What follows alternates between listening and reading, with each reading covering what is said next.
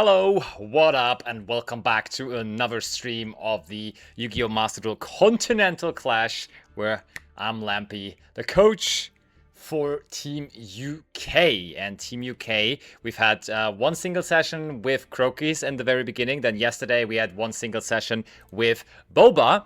And today we are going to continue the coaching. Our third team member is going to be getting involved tomorrow, which is going to be Raven. But for today, we are going to be having a second session with CROKEYZ, who is already dabbling a little bit on his own, playing his Labyrinth deck that he has decided on in the first coaching session. So we will give him a little bit more time in where he can finish that game. Also, as a quick introduction and reminder, it is going to be a big tournament on Thursday. That's the final tournament where the 5 nations participating in the Continental Clash are going to be playing against each other in a tournament. So it is going to be Team UK versus Team Germany, Team Italy, Team France, and Team Spain. And hopefully I can coach my Team UK to great success, and we will do so today together with CROKEYZ, getting him on a marvelous level, I'm sure, with his wonderful Labyrinth deck. But for the moment, as CROKEYZ is also having another warm-up game before we get into the coaching, why don't we actually go ahead and just jump in and play a game ourselves, shall we? Shall we just play a game ourselves? That seems pretty decent. And I'm mostly playing Sky Striker at the moment, but I think I want to, because Boba pretty much is looking like she's going to bring the Sprite deck for the tournament, so I want to play some Sprite to actually be sure that I can give some proper advice for when we are playing, when we are coaching, and so on and so forth. So I'll just play with my Sprite deck a little bit here myself. Losing the coin toss doesn't help with that, that's for sure. How's everyone doing, by the way, today? What's good, what's good? We will have to go second. It is what it is. Can't change that. Also, you should make sure to log into Master Duel. Ooh, wow, that is a combination of cards, but we really need Maxi to draw as a level 2 monster to make some things work here. Aha! Yeah, well, no. I'm good. I'm good. I jump on the ladder and the first card that someone activates against me is just that grass looks greener. Ay. What a time to be alive. Rebellion. Alright, sure.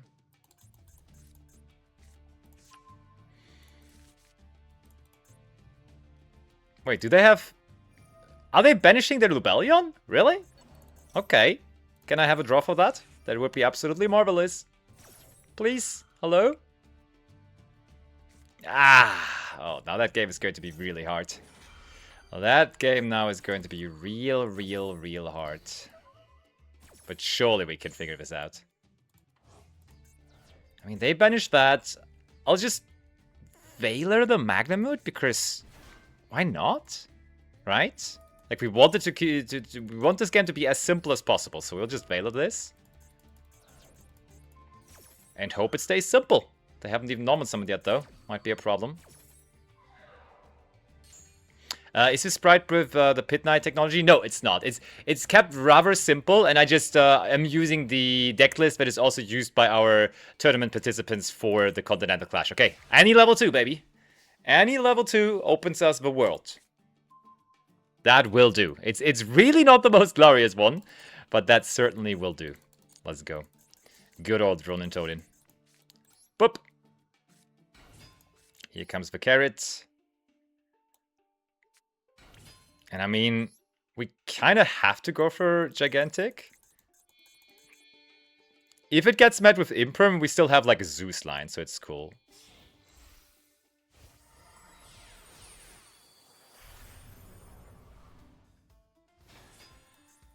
And if it doesn't, we're also quite happy. Okay, let's go. Let's get the Ronin into the grave. Here comes blue. We're flying in now. We're flying in, chat. Trust me. This is an advanced operation. Honestly, we're safe from Nibiru. We might even just go Gamma Burst here, to be honest. And just, like, boost them like crazy, make Elf. We could make Sprint still. Yeah, I think it's Gamma Burst. We just try to go for it here. That doesn't sound too bad, really.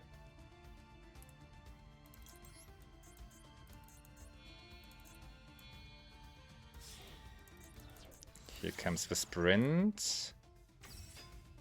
Sprint effect. Yep. Nodders.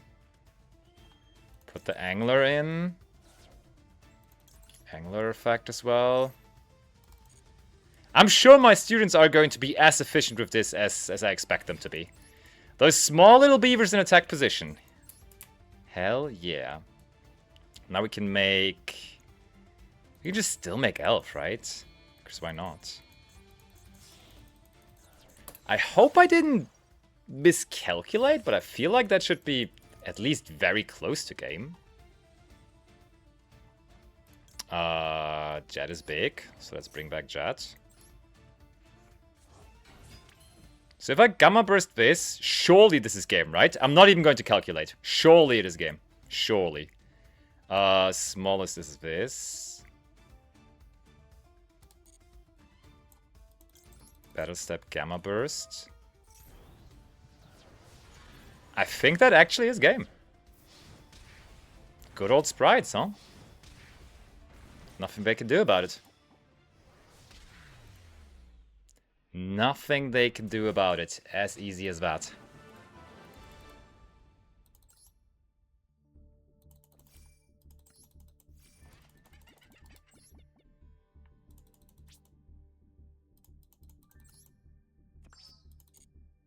Deck and player too good. Well, I don't need to be good. I just need my students to deliver in the end. So I just want to freshen up on my advanced sprite knowledge. So, chat, if you see anything, like, of course, this is a group operation. Like, I'm the coach, but you are behind me. So you are basically, like, when you see something that might be worth noting in the coaching, or right now when I'm preparing for the coaching, then absolutely make sure to let me and let the team know so we can gather all that knowledge from coach, students, and chats into hopefully a successful tournament run in the end. Alright, we go first, and that hand is nice. It's really nice, actually. Why again did we stop to play Sprite? Like, that deck is kind of nice, I feel like.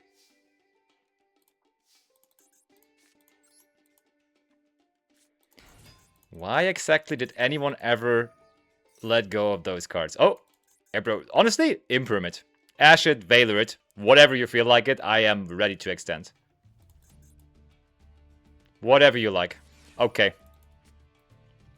Not like this, the Ash on my beaver. The beaver will keep on climbing. Yummy came out? Yeah, well, valid point. Valid point, I guess, valid point.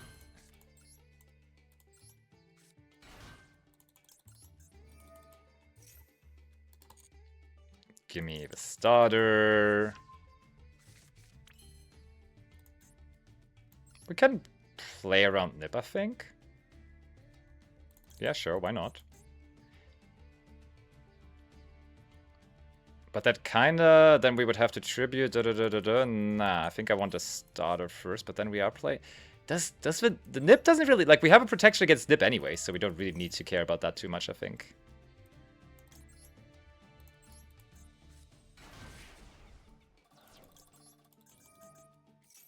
So this can just be carrot. Then we go gigantic.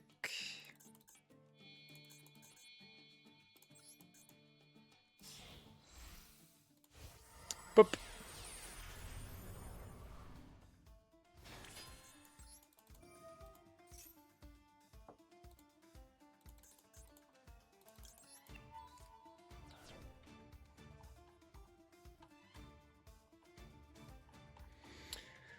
I mean, this just gives us more monsters overall, but I'm not sure whether we need to do that. It's probably that because there's nothing else really to do. Wait, is there Totally Awesome in this deck? They're just not totally awesome in this. Wait, is totally awesome even allowed in this game? Excuse me? Is it? No, it's not? Okay, fair. Forbidden in Master Duel. Well, it's allowed in the TCG, but not in Master Duel then.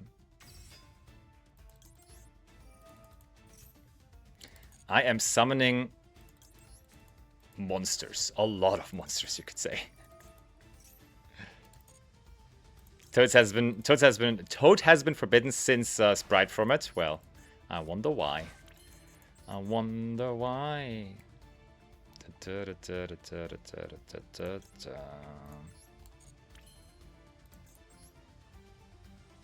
we can just do these. This is a strong field. Wait, no, that was the wrong card. I said it's a strong field, and then I just, for funsies, don't summon Elf, but summon IP Masquerader. Ay, ay, ay.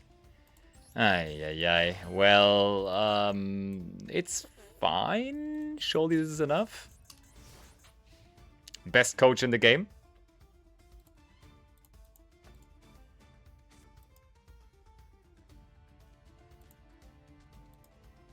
You can still Elf of IP. Yeah, I probably should have, yeah. I probably should have, you're right.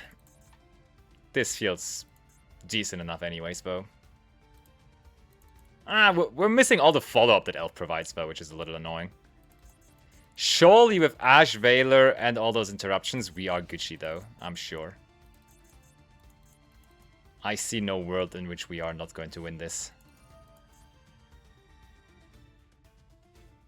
This just takes control of one of my monsters, right? He wants to take control of my rats.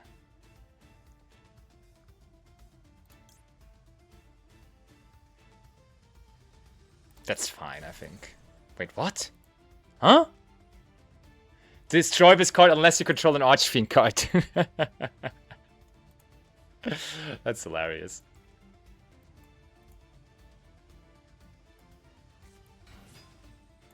Oh, he even had an Archfiend card? Are you kidding me?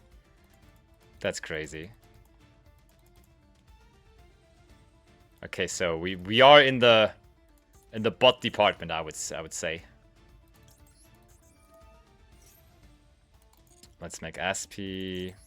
I could have made Elf with this too, which would have still been fine, I think.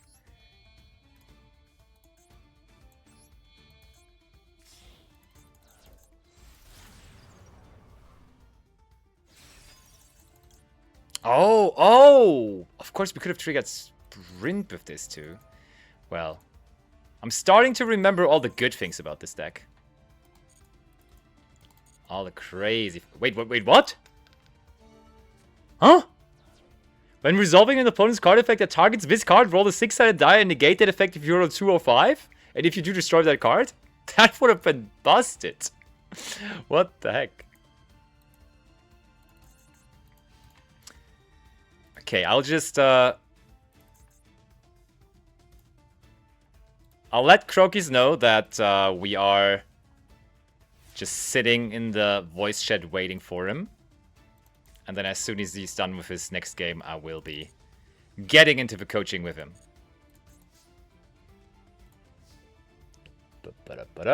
Perfect.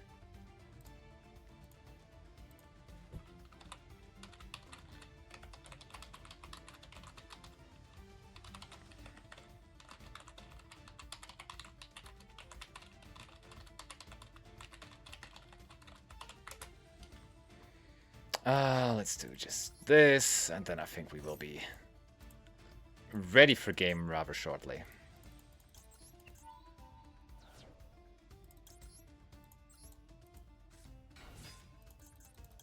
What's that? That's 3, 4, 6. Oh, I have star. Yeah, this too.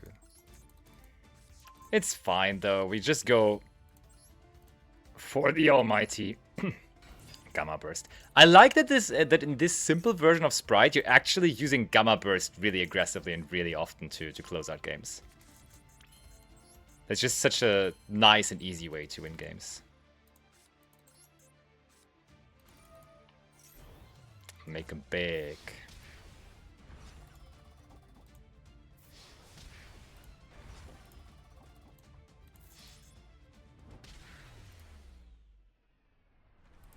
Boom.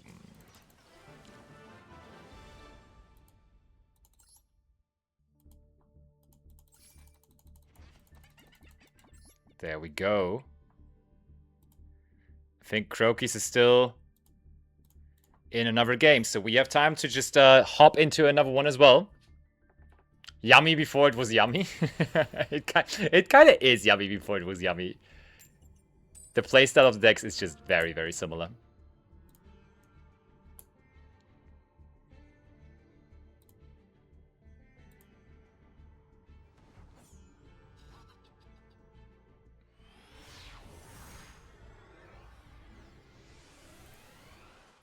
And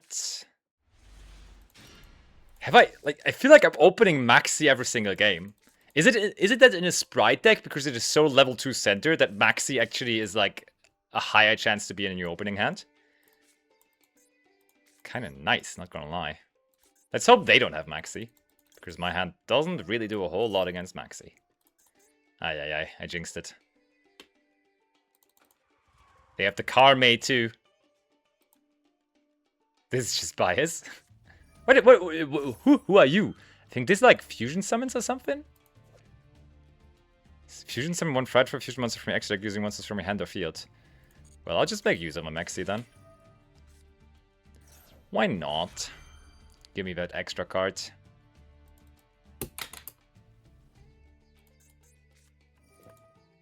Okay, chill! Can he still resolve the fusion summon then? That's 1 card less in hand.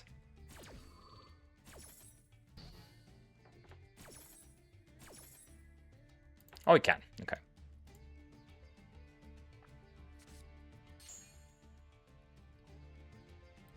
He can indeed.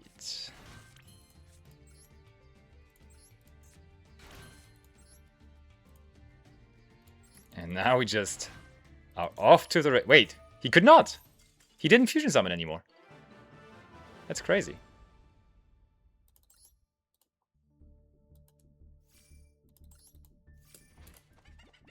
They really hated that upstart goblin. It seems like it, yeah.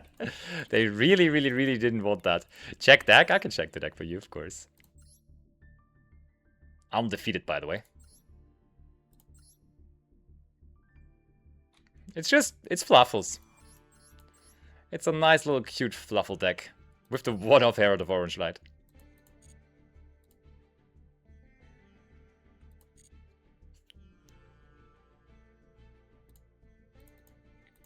So in we go again.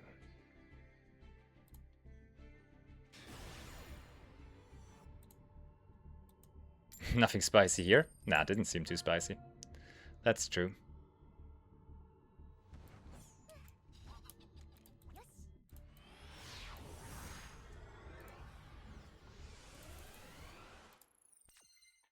Undefeated in the prestigious rank of gold. For real, for real.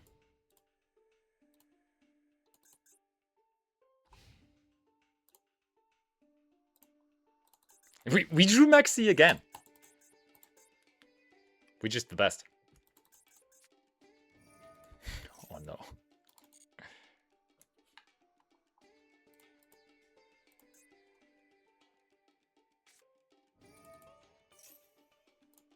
Sure.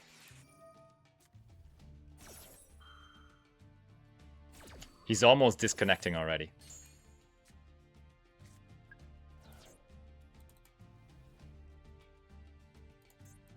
But the Maxi did the trick.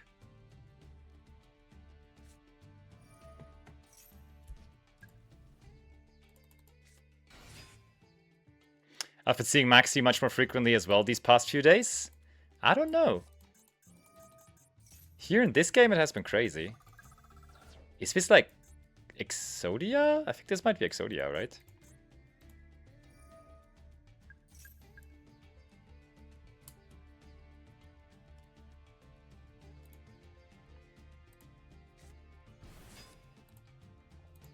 Ooh. Wait, there's no way Exodia plays this stuff, right? Surely not. It's just Endymion, but I've never seen this card in Endymion.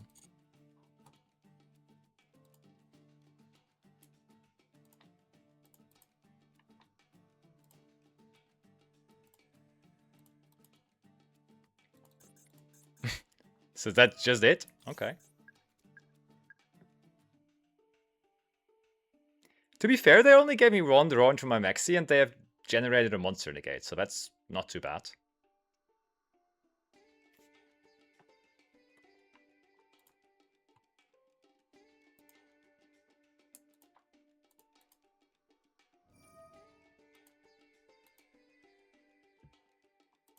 What are we doing now? Institution to search. Okay, that's a level 2. Level 3. They want a level 3. Okay. That's probably the upper scale. Yeah, the Magister. Man, I miss those Endymion days. I used to play this deck religiously in the TCG. Like, I had a real, like, I even have a regional top with this, I think. Yeah, I have. Like, I played it for like a couple months. It's just a very fun combo deck.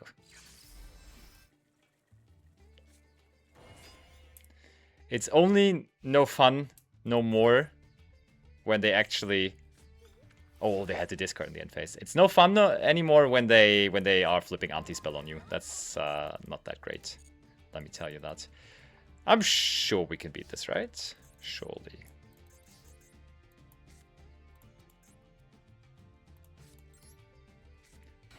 Beaver.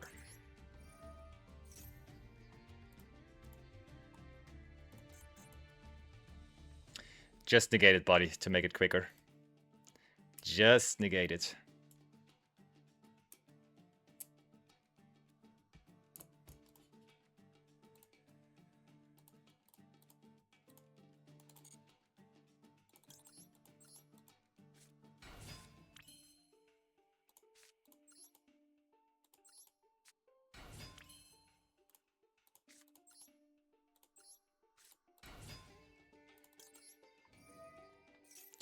Here comes the blue. You want to try to negate that? Feel free to.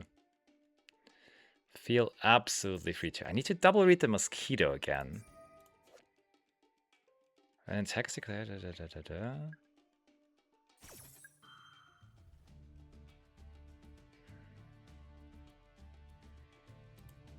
That's kind of whatever, isn't it?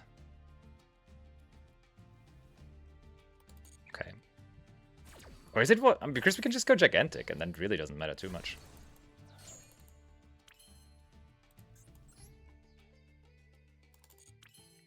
We need to do this first, though, to make the Sprite Red negate live.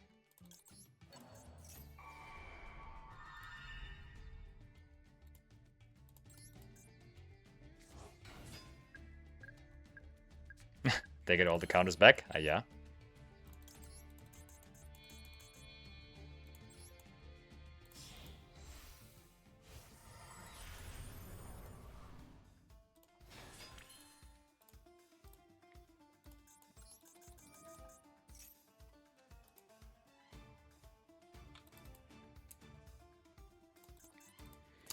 So, will they do something about that?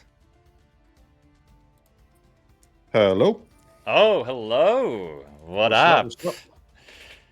My student has arrived. So, how did your practice games go? I saw you were trying a little bit on the ladder already. Hard. They were hard. Like, I feel like I'm just activating stuff and hoping that it's correct rather than working it out. Mm-hmm. I mean, you haven't had much time with the deck yet, so I think today we are going to talk about the specifics of the deck a little bit more, so you can just have more of a clue on when to do what, I think. And then you will be much clearer on that. Yes. And I think you also, you struggled with the time in like your last duel I saw. Yeah. Which I think, I'm not 100% sure, but I would be pretty certain that there is going to be a higher time limit for the tournament that we're going to be playing. Because like having time problems for beginner duelists, I don't think that's necessarily the best. So I think for normal games, it's a 300-second timer, and I do believe it's going to be a 600-second timer for the tournament matches. Yes. Okay. Like more time will make it 10 times easier. Yeah. Because that is the problem. I just know I don't have enough time to read what they're doing, and I don't have enough time to work out what I'm doing. So then you're at that. Once you don't have enough time, you're just sending cards and hoping it's right. For sure. So what would you prefer for the beginning? Do you want to just go over cards in the deck in general, first of all, to give a little bit more context to how the cards work together and in what way you kind of want to use them? Or maybe you want to go into another game on the ladder and I'm just like in the action of the duel, try to give you a little bit more insight? Or do you want to play against me maybe as well? Like those are the three options I could give you for here. What would you prefer? If you could go over the deck a little bit, Yeah. just what my turn one, because is I'm not too sure what to do, to be honest. Like I know the traps, for example, that I can play from my hand. I normally would keep them in my hand. Yeah. Yeah, it's hard to explain what I don't know because I feel like I don't know anything.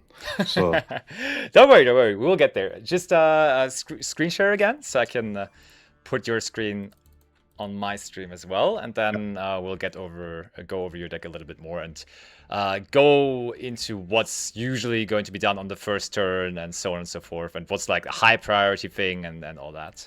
So, boop, there's your stream. Let me get it up. Wonderful. And then the thing I'm struggling with the most is the tutor effects, or like the search effects, and the ones that pull out of the deck. There's so many choices. I'm not sure what to take when, that kind of thing.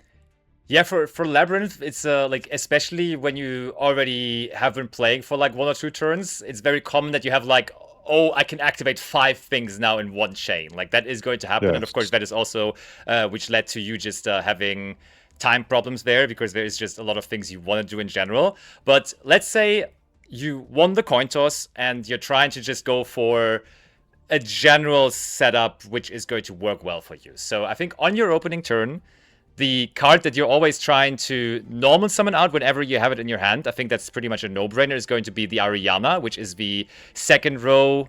Yeah, this one. That's Ariana. Yep. It's just very good on normal summon, and on normal summon, it's going to give you a Labyrinth card. So it's possible to search out one of the monsters. It's possible to search out one of the welcome trap cards. So this is basically always your access point to engine. So that's like one of your prime starters in the deck, and can be flexible on either getting you a trap directly, or, and that is also another really, you probably already were doing this a little bit in your game as well, the, we call them furniture pieces. That's the Stovey Torby and the Chandelier. Like, those are also good because they, when you search them to your hand, which the Ariana can accomplish, you discard themselves as a quick effect. This works on your turn, on the first turn, but also then on the opponent's turn. But let's just now speak for the first turn. You discard this and another card to set the, to set a welcome trap card. And then in priorities, I would always try to get the big welcome labyrinth first, which is in the bottom row, the one on the left, the trap card. This is the one I would prioritize a little bit over the regular welcome labyrinth, because this one is going to be the one that is going to, whenever you resolve it successfully, already give you some impact on your opponent. Because this one specials one from the deck and then gives one of the monsters on your field back onto your hand. Yeah, so one problem I'm having is when I have the big welcome labyrinth and I don't have any other monsters in play. Yeah. What is the best one to be searching for that would be bouncing itself back immediately, like, especially when it's on their turn? That would always be Lady Labyrinth. That's the that's lovely, but that's Lady Labyrinth. Because Lady Labyrinth, like when you have resolved big welcome labyrinth and summoned out Lady and put Lady back into the hand, you have meta requirement of already have activated the trap card that turn. And when that was done, she can special summon herself out to the field just anytime in that turn. Okay. So when you have, like, usually you are going to have a monster to work with, but very often you are going to summon out Lady Labyrinth with Big Welcome Labyrinth and also with regular Welcome Labyrinth.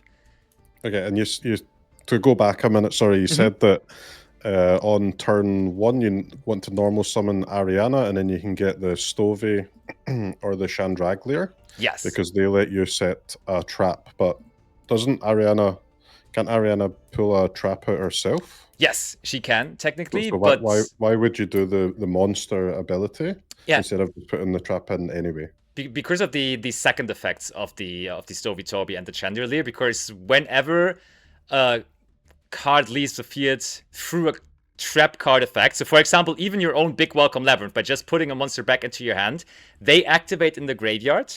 That you said, if a monster leaves the field by a normal trap effect, then you can special summon out the Stovey, and the Chandelier does the same, but it adds itself back to your hand. So this guarantees your grind game, because then when you add those back to your hand or special summon them to the field, you can just use the effect again, and therefore you do not only get the trap immediately, but you also have access to the trap or different traps over time. You see? Okay. Yes, think so. Yeah. And then also a really, like, whenever you have opened transaction rollback, which is middle of the last row. Yeah, this one. This is the discard fodder. Yes, this is the perfect discard card. Like, when you have this, you're always trying to get to Stovey or a Chandelier, because you want to get this card into the graveyard, because it is so incredibly powerful, in the way that Big Welcome and Welcome Labyrinth, they're all once per turn. But this card just goes around that. Like, you can always, because you're not technically activating the card, but just copying its effect from the graveyard, which allows you to even go for those cards that have been already used that turn. So that's kind of neat. Just copy again, then. So if I discard a transaction rollback and I have and I want to pay the LP to copy a trap, what is the timing on being able to do that? I can just do that at any point? Yes, it is a quick effect in the graveyard, as it is a trap card. So you just, on your first turn, let's say you open this in your opening hand, you discard it with the Chandelier or the Stovey, and then you just let it chill in the graveyard until you find a decent moment to then do that. Because, like, also your big impact trap card, like the one with the biggest impact, I would say, is the Destructive Daruma Karma Cannon. Because that one just says, put everything face down on the field, and if they had monsters that didn't go face down by that, you can even just send them to the graveyard. That, for example, applies to linked monsters, because linked monsters cannot be face down, so you would even send those to the graveyard then. And the thing is, like, if they then somehow, which is already unlikely, keep on pushing after that, you then have a transaction rollback in the graveyard and just copy Destructive Daruma Karma Cannon again, and you just book everything once more. Yeah, but with the rollback, if I banish it and choose an effect copy, I don't have to like wait a turn to be able to get that effect. It doesn't follow the kind of normal trap timing rules. Nope, you can immediately copy something and it will immediately be applied. Exactly. So yeah, Ariana on the first turn, then trying to get to Stovey and Chandelier to already get them into rotation is really nice. And they're also, if you have access to that, if you already have, for example, if you already have Chandelier or Stovey and you already have the Ariana and so on, like a turbo play on your first turn, if you have access to that, that's like, Labyrinth doesn't have many combos, but that's like a combo on the first turn that you can already do, is together with Cooklock, which is the top left one. Because Cooklock gives you that extra speed of already doing something on your first turn, as when you discard it, you can just activate a normal trap card that turn already. So let's just play that through. We have Ariana and we have Stovey in our hands. So you go Ariana. Ariana searches out the Cooklock now, which you are missing. And so you can also, if you have Ariana and Cooklock, you can then search out the Stovey, just so you get to those three pieces together. And then you use the Stovey, discard something else, set a trap card, which in that case would always be the big Welcome Labyrinth, because that is generally highest priority anyways, but also in this combo is what you're trying to do. And then you activate the Cooklock, and the Cooklock will be able to then activate immediately. And here is where the lovely comes in, the lovely lady, remember? The lovely lady. Yeah, no, the other one. Yeah, the lovely Labyrinth of the Silver Castle. That's her full name. And she then gets special summoned out onto the field. You get the Ariana back into your hand. And this immediately on your first turn now triggers the lovely Labyrinth. I think you have resolved her effect earlier on already. This one, when similar, like the wording is similar to the Stovey and the Chandelier in the graveyard, as when a card leaves the field through a trap card effect, which the condition then is met. You can destroy a card on your opponent's field or in their hand. So on your first turn, as there is no cards on their side of the field, you can immediately just destroy something from their hand, basically making them start with one card less in their hand. Okay. And additionally to that, then you can use the other effect of the Lovely Labyrinth of the Silver Castle and set back the Big Welcome Labyrinth from your graveyard, so you can do the same thing again, because that's the second effect, I think, of the Lovely Labyrinth, on the top one actually. Yeah, you can in the middle basically. You can target one normal trap card in your graveyard, set it to your field, but it cannot be activated unless you control a fiend monster, which you do at that point because you have her on the field. So you cannot. You can then just activate it next turn again. So this, like destroying a card in your opponent's hand, it doesn't seem to have a like once per turn cap. But can my deck do it more than once? It does have a one. I think it just in the beginning says, or at the end. Yeah, I think it's in the beginning. There, you can only use each of the following effects of Lovely Labyrinth of the Silver Castle once per turn. So both is just doable once per turn. You would technically have the tools to make that happen multiple times. For example, if you had a transaction rollback in your graveyard already, you could just copy the Big Welcome Labyrinth again and just do it once more. But that is usually not recommended because you can only trigger the effect of Lovely once per turn, really. So, yeah. Those are the standard things you're trying to do in the beginning, and then you're just going to get resources through the Chandelier and through the Stoby Turby and get always access to that stuff. And like, it's always about like collecting what you don't have just yet, you know. Like if you have those pieces already, if you to that, by the way, have the Lady Labyrinth in your starting hand, it's always worth activating Lady Labyrinth in your hand when you are trying to do more stuff later in that turn. Because if a Labyrinth card or effect or a normal trap card was activated this turn, you can special summon here. I told you want to summon that out with Big Welcome Labyrinth if you have no other monsters on the field. But let's say in this scenario where we're in, you normal summon the Ariana, therefore you have activated a Labyrinth card, and search out for either the Stoby Torby or the Chandelier. Now, the Lady Labyrinth is able to special summon herself out onto the field as well, and that is also, next to the Stoby Torby and the Chandelier, another way for you to get more traps from your deck. Because whenever you activate a trap card, you can just say, hey, chainlink to Lady Labyrinth of the Silver Castle, I'm going to set another trap card directly from my deck.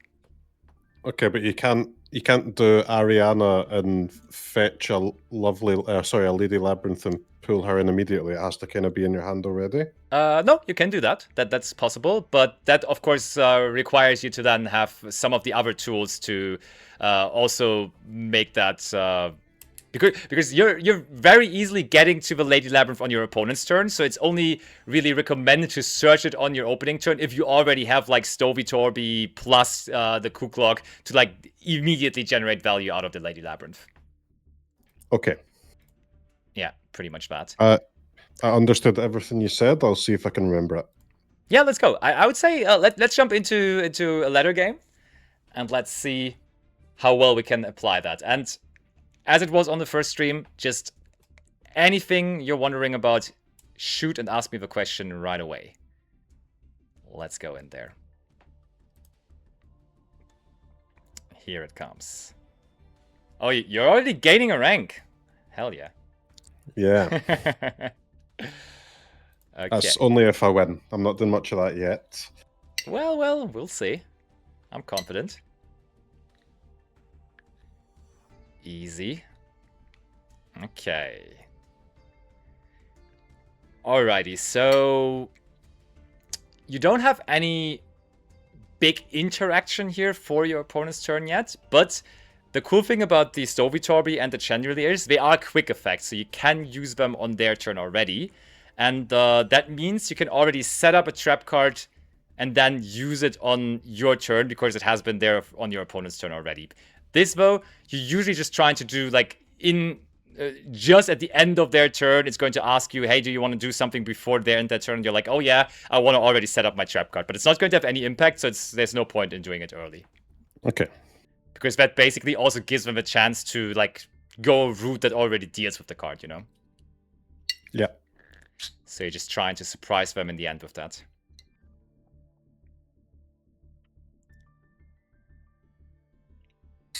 Also, just for handling,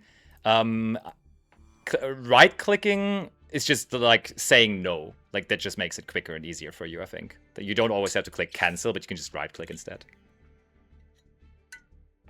Because they're going to build a massive board here, am I going to stovey for the one that puts all their monsters into defense?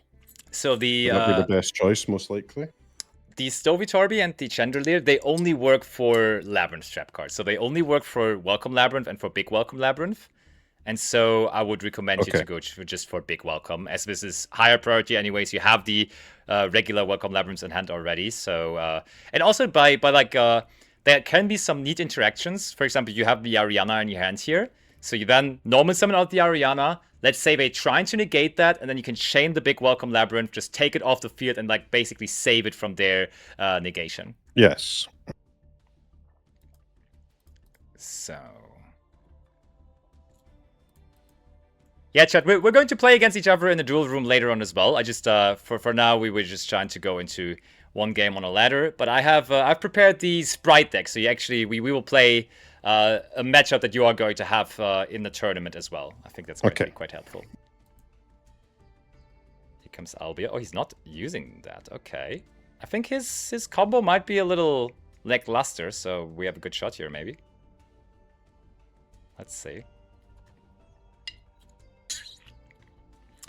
Branded is a deck that has been around for forever, and it is stronger than ever before. It's like it got so many. Like, if you were a Branded player in Yu-Gi-Oh, basically you got your deck once and you never really had to go away from it. You could play it for, I don't know, over 10 years straight at this point. And they keep printing your cards for it. Yeah, just like this first day, like in Master Duel, a card that is for the Branded archetype, but also has like general applications in other decks was brought out, and like that card is. We are in the end phase now, so you probably wanna after this also make sure to activate your Stovitorbi. So you can this is on auto right now, but the toggle, if you click on it, you want to maybe now do it on to make sure that it's going to ask you again. You see the auto thing on the bottom right, the toggle, yeah. Oh, okay, it asks you. Okay, so you can now just do it, yeah. Easy. And then, in terms of what you're trying to get rid of here, doesn't really matter, to be honest. Both is fine.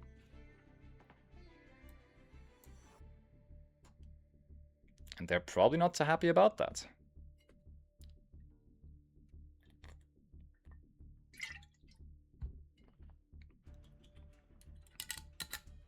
So I get Big Welcome Labyrinth, and then I play Ariana getting a coup clock.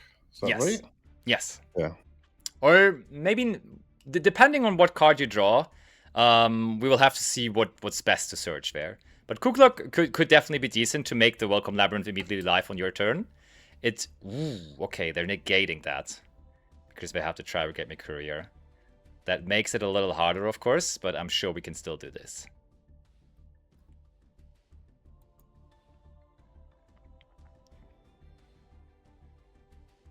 Okay, so Ash Blossom and Joyous Spring. I don't know whether we have to talk too much about that card yet.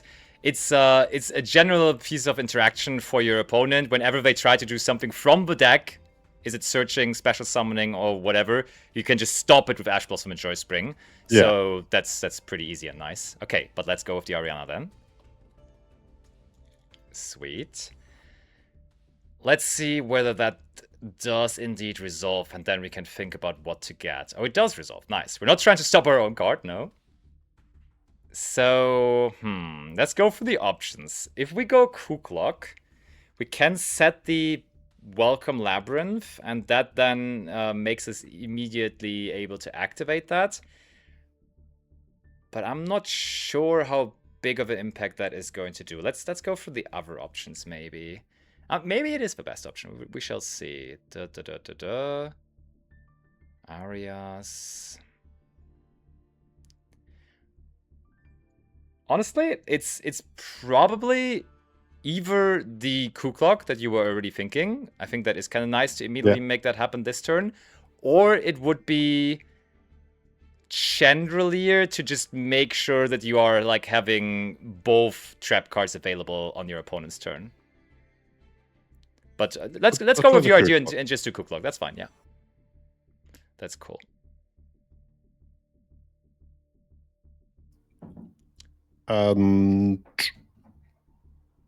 What do I do? Sorry. I play the trap card face down, and then I can use the Kukulak on their turn. Is that right? You can already use the... No, you can do this turn. So it doesn't really matter which order you do it. You either set the trap card first and then activate the Kukulak, or you preemptively activate the Kukulak, and that just generally says the next trap card can already be activated in that turn. So it's like a condition that is going to be done for the turn for you. So this is now applying. You set the trap card, and you can immediately activate it. Yeah, there you go. Okay. Ugh, they have a way to stop that as well. That is tough.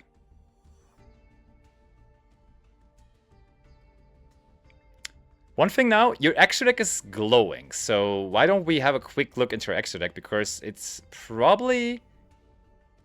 Yeah, there is a card in there that is, like whenever your opponent summon twice from the extra deck on their turn, you always have the option to go into Typhon. So just go click Special Summon there from your extra deck. And that is basically kind of overruling the rules of Exceed Summoning, because this guy always only needs one monster, has the requirement that your opponent needed to Special Summon twice from the extra deck on the last turn, and then you can just slap it onto your biggest monster that you have on the field. Okay. Well, what does he actually do, though? He says, which is kind of cool, as a permanent effect, every monster with 3,000 attack points or more cannot activate this effect anymore, which is kind of nice. And also, you can discard the material that he has to put one monster on the field back into the hand. So I don't think we want to put anything back into the hand here, but you can just attack over the smaller monster at least.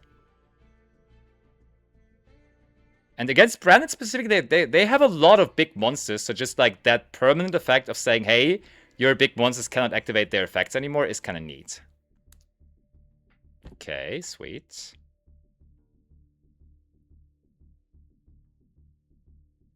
And I can't summon the other Ariana this turn, right? So I pass now?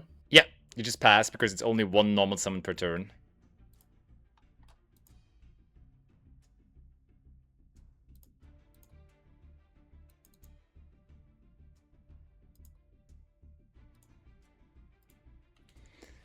Yeah, I think I've probably missed some extra deck summons in my games.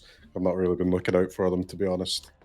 It's really not that big of a deal for Labyrinth. I think your main deck is already doing too much. This is a classic, by the way. Every Yu-Gi-Oh player at some point knows that this is like the best thing an Ash Blossom and Joy Spring can ever do, stopping a Branded Fusion. So yes, let's stop that card, because otherwise he's just going to get so many more resources.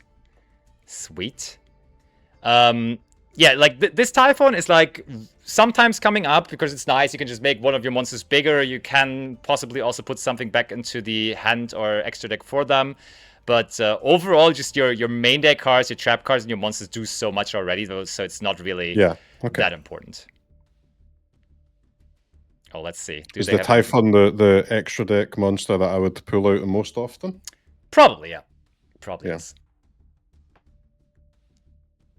Ooh, okay, there was something hidden in their deck. Sharon. We might see them do a little more here, because we're also playing Telements. But let's see. Still, our Typhon is the strongest monster on the field, so we don't need to worry. And we have a prime follow-up card there with our Ariana as well. So as long as we survive this turn, we have a really good way to get back into this game. Okay, they got that. And the thing is, like, our set, like, not only have we do we have a good card in our hand, but also our graveyard now has the Kuklog, the Stovitorbi, and the Welcome Labyrinth, which all at some point just come back onto the field. So it's like, or into the hand. Is there something I can get with the Ariana here that brings the Kukulak back out? The Kukulak itself says, if a card is sent from your hand to the graveyard to activate a normal trap card or your Labyrinth card effect, you can just either add it back to the hand or special summon it out. So, like, this is very similar, like, Stovitorbi, Kukulak, and all that. They all just like to come back like that. It's, they're all waiting. Oh, let's go. Look, your opponent didn't really do too much. They're just trying to build a little bit of a wall. So let's see. Ooh. Now I think you have a really good search target with the Ariana, and a really obvious one. Mm, Yeah. obvious for you, yes. No, try to figure it out, yeah? What could it be? I mean, you yourself already said earlier what the purpose of transaction rollback is basically in your deck. The transaction rollback that you just drew there, what was its purpose again? Well, to discard it, yeah. Yes.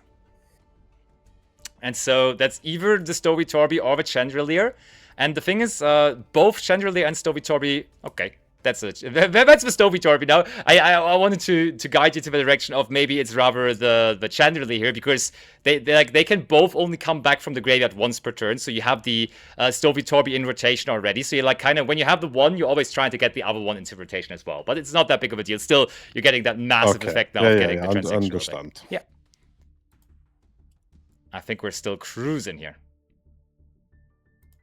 And I should do it on my turn so I can use it on theirs, yes? You are going in here right now, because you can then get the transaction rollback into the graveyard for sure. And the transaction rollback can immediately then activate. You copy the big welcome or the welcome, and you keep on. Oh wait, you copy the welcome, which is good enough though.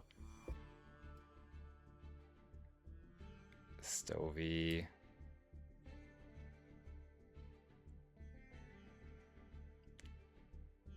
Oh, this is so strong. So you can wait with this for a little longer. Again, this can basically be chill, but now we have a really good thing. As we have discarded this, we can add our coup clock back to the hand, and then we can activate the big welcome labyrinth immediately. So we set the big welcome labyrinth here. Now it's going to ask us whether we want that coup clock back, and we definitely do want to. No need for that just yet. And we don't want to special summon, but we, like, this is weirdly worded, but we don't want to special summon because that means we're going to get it into our hand, where we can then activate it again. Okay. Sweet. And now we can fire out our big welcome labyrinth. Lovely. There we go. And in those situations, you always want to get the lovely. You always just want to get that extra advantage. Ah, that's the lady. Yeah, perfect. They look so similar, though.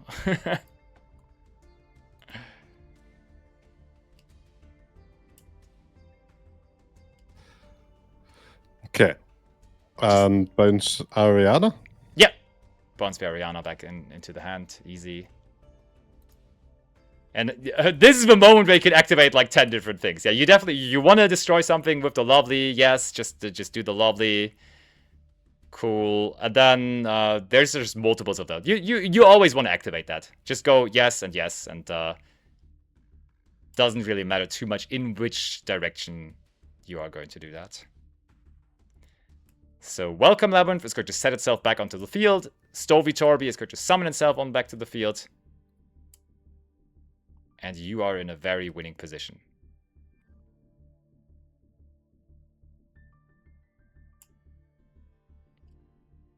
Let's just destroy... That should have been defense mode. Yeah. No, you're good, you're good. Just destroy one of the monsters. Ay, the timer. Just go battle phase real quick. Run over the one you can run over.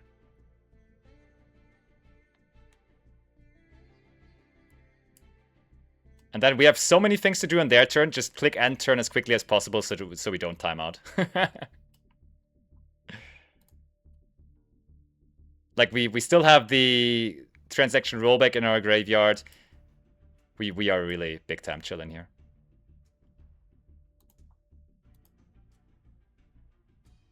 Okay. They sent that. That's fine. The clock is real, huh?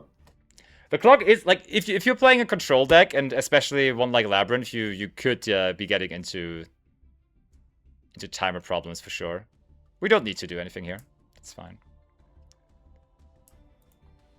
It's just, I think, the more games you play, you just realize when there actually is a point to do something, and when you just always click right, click right, click right. Yeah.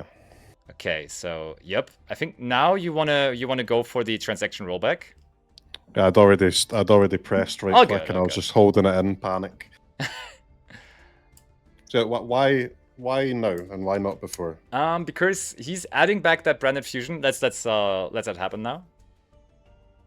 So cancel now? Yeah, just cancel it. Because he's adding back that branded fusion into the hand, and branded fusion is just like his way of fusion summoning. So I would have said we go transaction rollback now, copy the big welcome labyrinth from the graveyard to then trigger our lovely on the field, and then just try to like snipe in a 50-50 the branded fusion out of their hand again. As then we would have just moved the monster from the field away with the trap effect.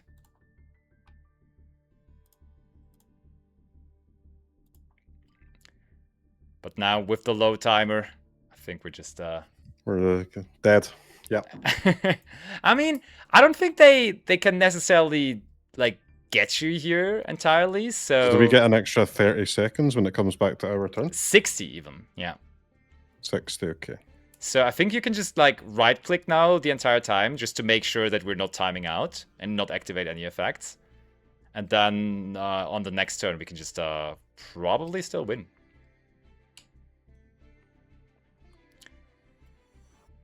Or maybe if we're quick enough. Let's see, because they might be summoning. Yeah, they're summoning a big guy, but they can't activate it. So, oh, this is very tempting. Oh, they go for this one first. Okay, this one we don't care about actually. But they will eventually. First few turns I was following. Now I'm a little lost. The good thing is I don't think we would expect the this to happen in the tournament too much necessarily. And now that the rollbacks in the graveyard, like I understand that that's good and I can use that. I just don't know how to use it as the thing. Yeah, What's my goal with that? I get it in the graveyard, yes. Mm-hmm. Then how can I use it that's good? You just wait for a good moment. In this game, at least. Or is it? No. Oh yeah. Oh, you mean in this? Yeah. I think you're just like with this deck. You always try to look for how do I interrupt my opponent from playing, and how do I do that with the tools that I have. And like usually the transaction rollback is just, of course, it's repeating something that you already have done that game, as copies a trap card that is in the graveyard. So just see, okay, what has that done the previous time? Do I want this to do again? Essentially, you know, kind of like that.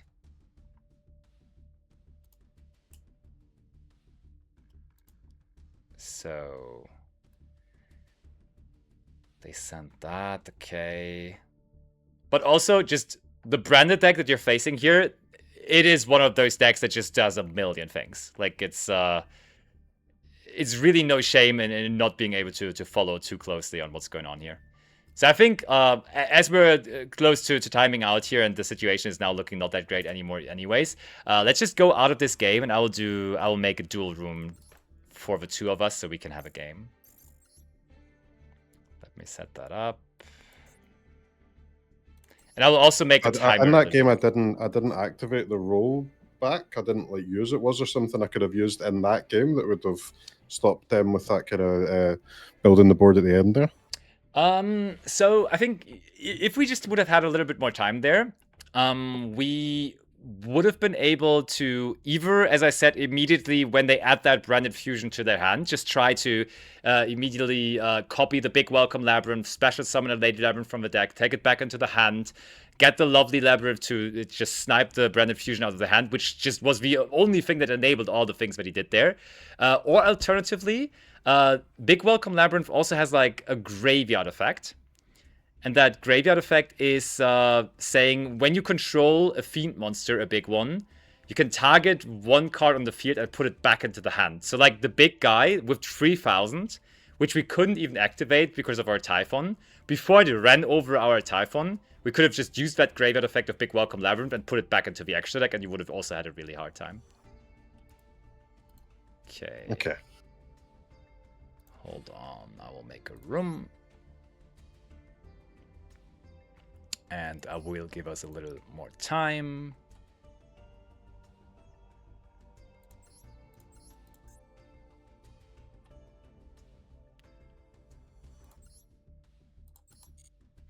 And I'll send you the room code in our group chat. There you go. And then you find that in Duel. And then the Duel room. And enter a room. Yeah, exactly. And then you just paste the code. Perfect. Alrighty. I'll select my sprite deck so you can get some experience in against that. And we sit down.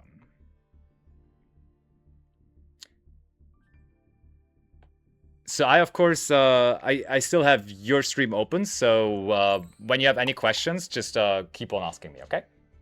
Okay. Perfecto.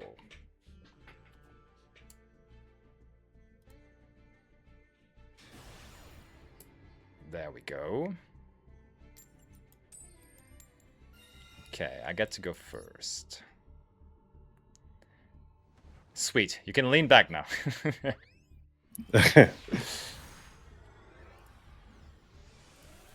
Nah, Sprite is not that big of a combo. Okay. Yeah, that's an interesting hand. So, level 2 monster on the field accomplished. And then, as I explained to you, we can bring out other level 2 monsters. Another one of this, another one of this. And I go for this big thing.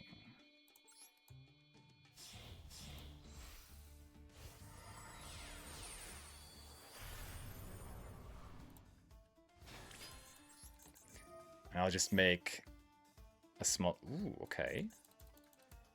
There's something you can do about this, apparently.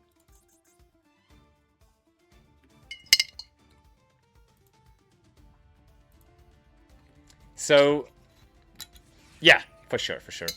And this is actually... I was just reading your card there, sorry. Yeah, no, for sure. So Gigantic Sprite is the access point to all other Sprite monsters in the deck. So it's like, it's special I summoning get, I do understand the Gigantic Sprite is important. It's just the timing on when to use the Ash. Like I didn't really know if you had already activated it there or something, or if I had to wait one activation. Nope. That's one of the big issues, is just the timing. Yeah, no, that was I know that Ash and the Gigantic Sprite is a good idea. I just don't know when to do it. Is it just immediately? Like, did you activate that there, and that's why it came up for me, or? Yes, it will only give you that that option when I'm already activating the effect. Okay, okay. It's like Ash is very specific in that regard, that it can only be activated in response to the thing that it is negating.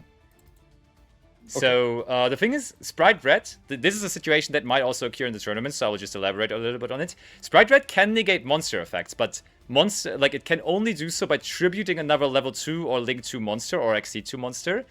And the problem here is, if I would use my Sprite Red to negate your Ash Blossom and Joy Spring, I would have to negate my Gigantic Sprite, but then for the effect of Gigantic Sprite, I need to detach a materia from a rank 2 monster. My rank 2 monster is no longer in the field, and therefore it also doesn't have any materials anymore, so I cannot actually do that. Like, I can negate, but then I also, like, I'm not special summoning with Gigantic anymore. Yeah, okay. So... But say you did have another monster there to be able to use as fodder. Should I still do the Ash anyway, even though you'd be able to use the red, or should I save the... Because I guess if you've got the red plus another monster, there's just never going to be a window, right, to use the Ash well? It's probably going to be hard, yeah. But you should probably just still do it. Matter. Yeah, you should probably just still do it. Okay, so this thing brings one back, but that is all I can do here. So basically, Sprite Elf on my turn and on your turn can always bring one Sprite monster back from the graveyard, and Sprite Red, as I explained, you tribute another one and you can negate a monster effect, essentially.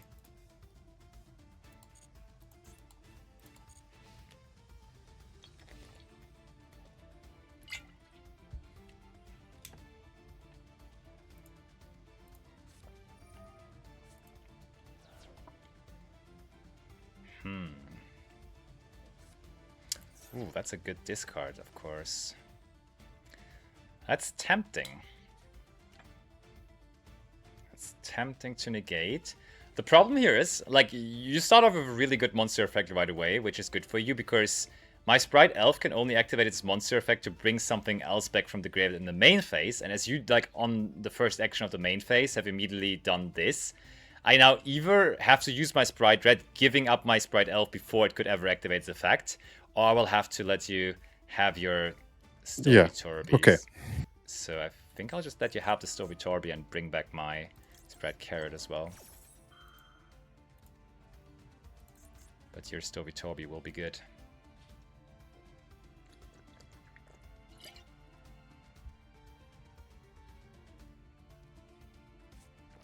Ooh.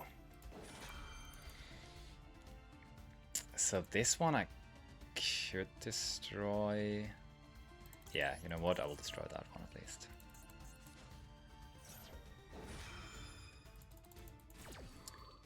The thing is, for Labyrinth, usually trading one by one and keeping the game state simple is a good thing. Like, usually that is where your trap cards and your deck is thriving. Because you can make a lot of you can gain a lot of value out of just one big welcome labyrinth or so on.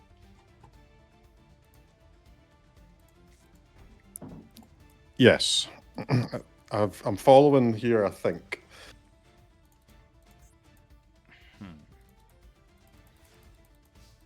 So I know you have big welcome.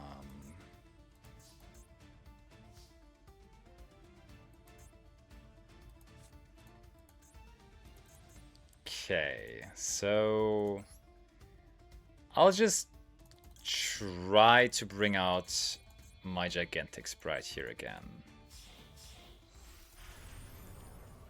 And so, if you have a way to deal with this, it would probably be recommended to do that right now, as that is just once again leading to all the things that, like, it just gives me access to my gigantic stuff, to my Sprite stuff, and also a very important thing, like if you play this matchup in particular, Gigantic Sprite, when it does do that special summon from the deck, it actually says for the rest of this turn, both players can only special summon level 2 monsters. So that's really funny because there's not many effects like that in the game, but that would also prohibit you from summoning out like your bigger labyrinth monsters and so on and so forth. So you definitely want to make sure before, like if you need this, like if you have this resolve, you want to make sure that your other stuff is activated first. Okay, I'm not sure how to prevent you from doing it, but I think I have the tools to do it. I just don't know what. Okay, how to do that. Yeah, I opened your stream here, and I think you have a really, really solid one. So when you have both Big Welcome and Welcome Labyrinth, the way to usually do it is with the regular Welcome Labyrinth, you're going to activate that one first to bring the Lovely onto the field. The one that when something leaves the field because of trap effect, you can destroy something. So you want to have that established first, and then afterwards you can just make sure that the other can still work. Okay, yeah, you want to just let that through, that's fine. Lovely, perfect. And the insane thing about Lovely also is...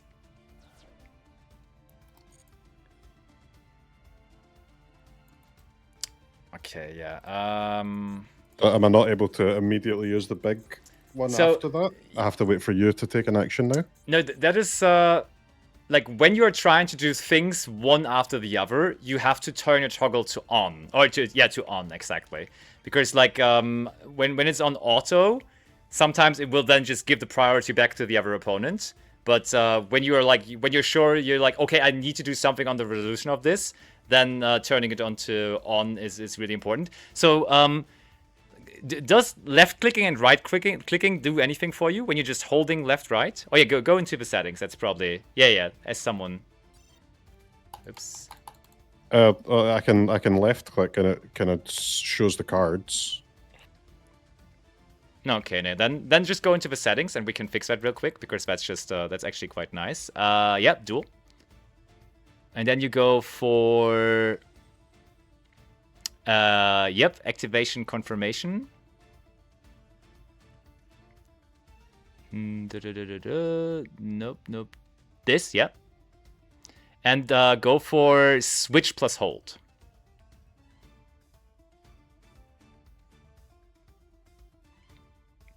And now, yeah, that should be good. Go back into the game.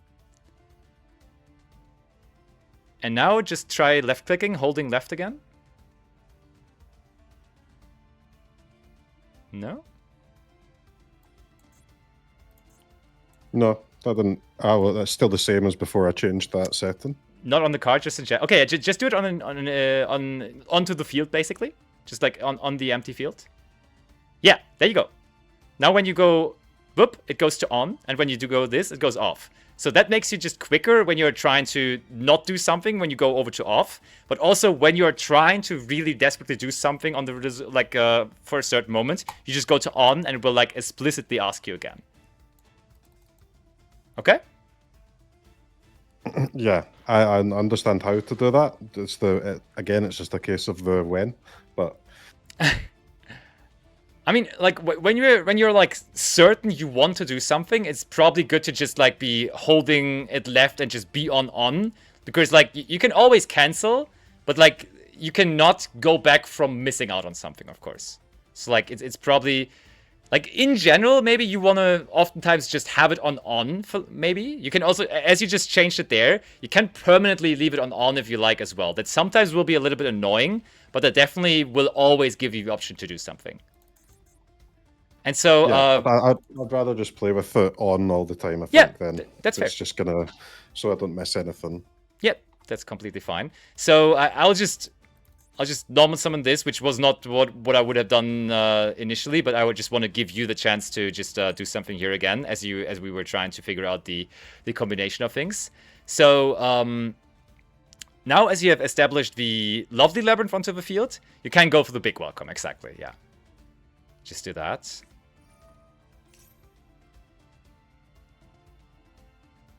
And here you probably want to go ahead and get... Let me see. Oh, wait, it's on me. Sorry. There we go. So I want to leave the lady on, so I want something that's good to come back to my hand, because I'm going to be bouncing this one back, right? The lovely definitely wants to stay on the field, exactly. Because she can destroy one of your creatures, one of your monsters. Totally. And you want to get rid of the gigantic. So I think you have a Stovey Torby in the graveyard, so that means your Stovey Torby afterwards is also going to come back into your hand. So you could already preemptively get yourself a Cooklock, like special summon out Cooklock onto the hand. Could be nice, because then the Cooklock together with the Stovey Torby could lead to you activating more trap cards on the opponent's turn. Cooklock back to hand. Sweet. And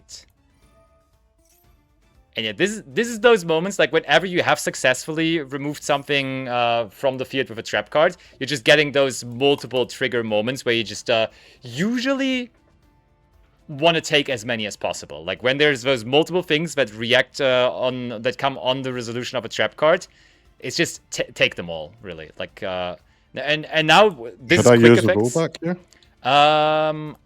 Let me see what's in your graveyard. You don't need to use rollback right now. So it's like for that first chain where it is the trigger effects that happen on something specific, you want to use all of them. But then the quick effects afterwards, where you can just like do things that you could always do, that's a different story, of course. Okay, now you have destroyed something in my hand, actually.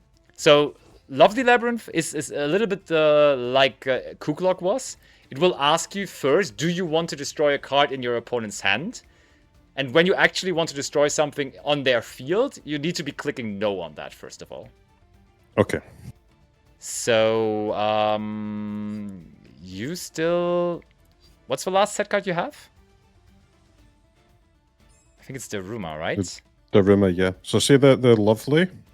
It says that destroy a card in hand at random or field. Is the one on field also random? Or do I pick that? You can pick that.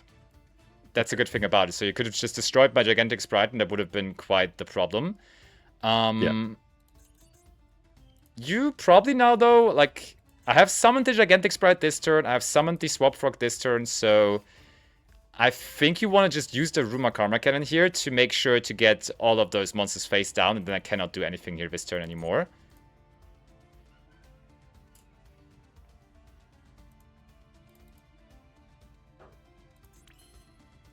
So I'll try to go battle, so it should give you the option again to do something. Yep. That's fine.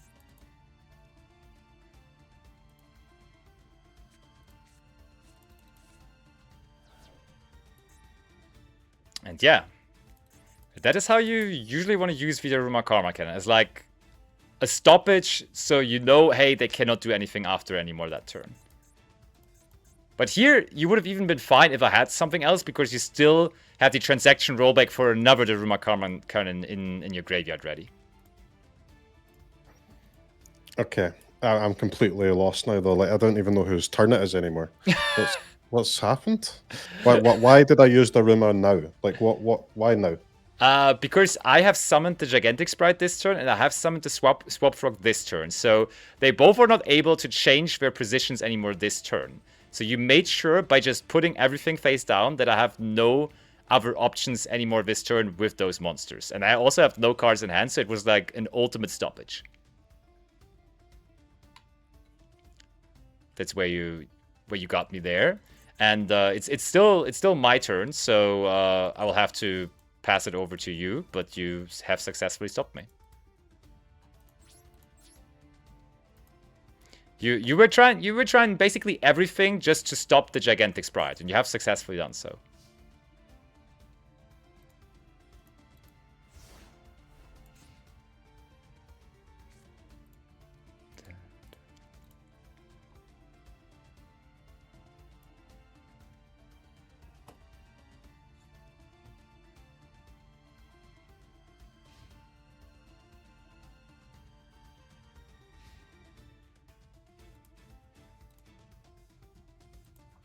So I can flip mine face up now? You can. There's not really any downside to that.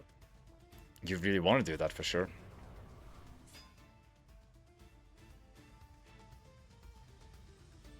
You absolutely want to be doing that. So... Okay, you go into the battle phase. You could have... Yeah. Do you remember which... Even though yours are face down, I still have to attack the monsters. Yes, yeah, you have to.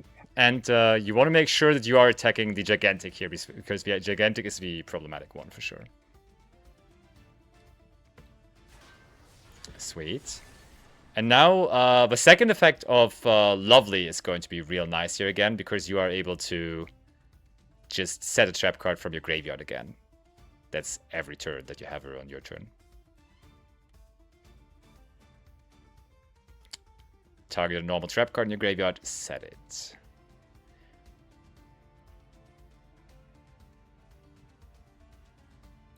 But you're still in battle phase right now, so you can just go into main phase 2, and they can do that still easily. Sweet.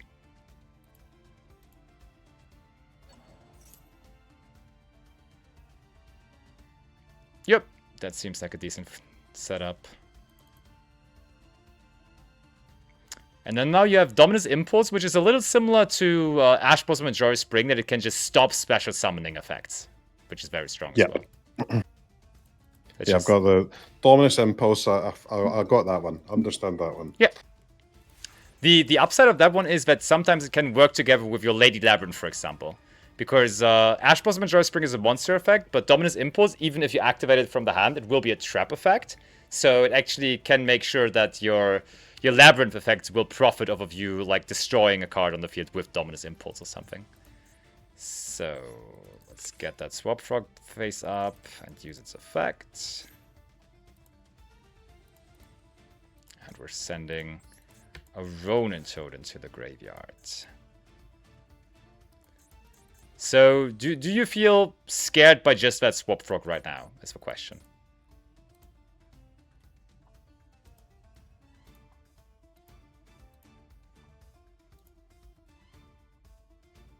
I mean, it is a level, like a level 2, It but is.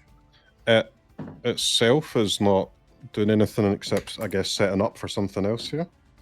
Yeah, so it's true that it's a level 2. So basically, if I drew into a sprite monster, I would have immediate access to special summoning that.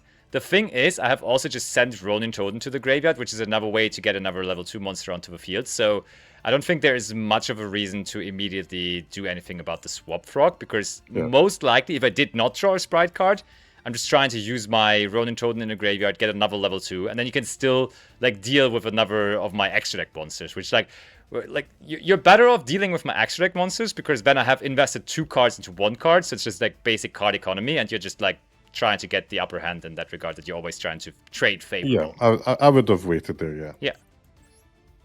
Okay, so the Ronin Totem will come back, as I have to banish a frog for it to return onto the field.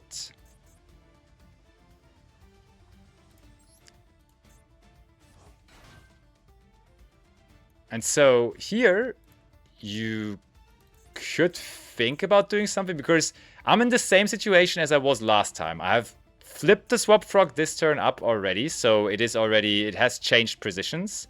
And the Ronin Totem was also summoned this turn, so they can't change their positions anymore. So having a Daruma Karma Cannon here would, I think, be decent. But also, you still haven't used your Lovely this turn yet, so maybe you want to just do the Big Welcome Labyrinth first to also make sure that the last card in my hand is also not something that I can still recover with.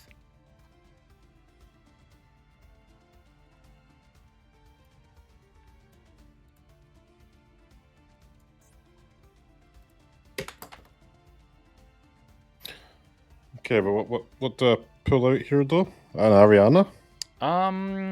Ariana seems decent, because you definitely want to get the Stovitorbi back into the hand. So that would allow you to also use the summon effect of Ariana to search for another card. So I do like that. Because Stovitorbi is small anyways. And can use its effect in the hand too, so that's cool. And there's the moment again when you have those 10 different things popping up at the same time. Usually you just want to do all of it, yes. Yeah. Like, this is just triggers, this is on the resolution of that trap card. And then when you get to this now, this is those optional things, then you're not as incentivized anymore to do any of those. But like, when it is those free things that you can just do basically for free, yeah, you want to do it. Okay. Okay, so with Lovely this time, as you have a way to deal with my monsters on the field, this time you probably want to take away the last card I have in hand. So I want to take the card in your hand and then use the rollback for a Daruma before you can special summon. Perfect. Yeah, exactly that. Extra deck summon. Yeah.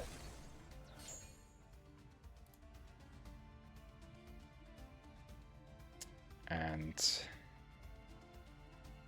you can now also, as you have activated all of those effects already this turn, the lady is probably nice, because the lady can then also special summon itself still this turn as you have activated those effects. Yeah, that's good. And now here, when would I take the field spell?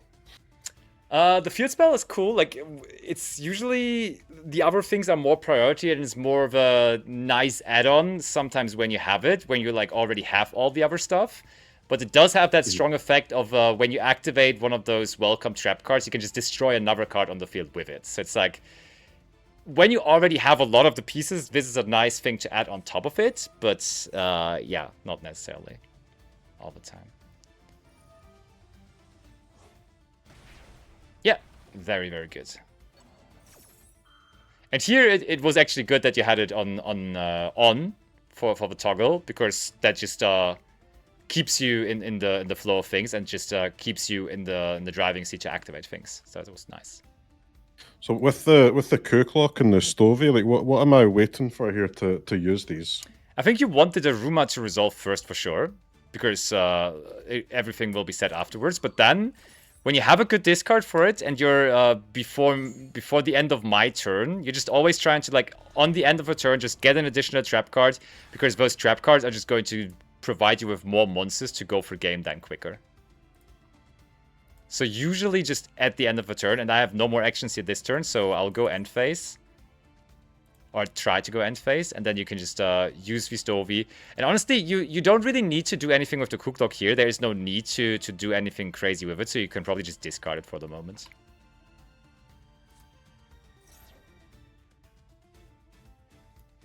Yeah, that seems good.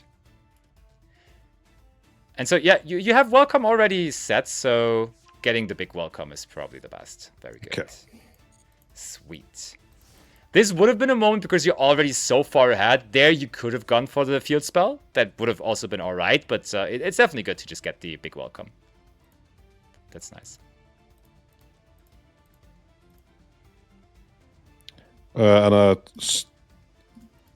Okay, I start with the welcome before the big welcome?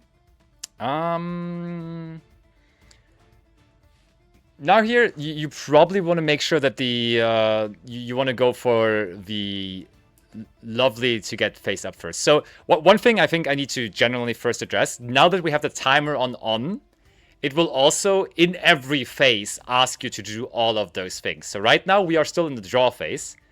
Yeah, and you probably want to go into the main phase first. So that's just, it's asking you now more often on whether you want to do things.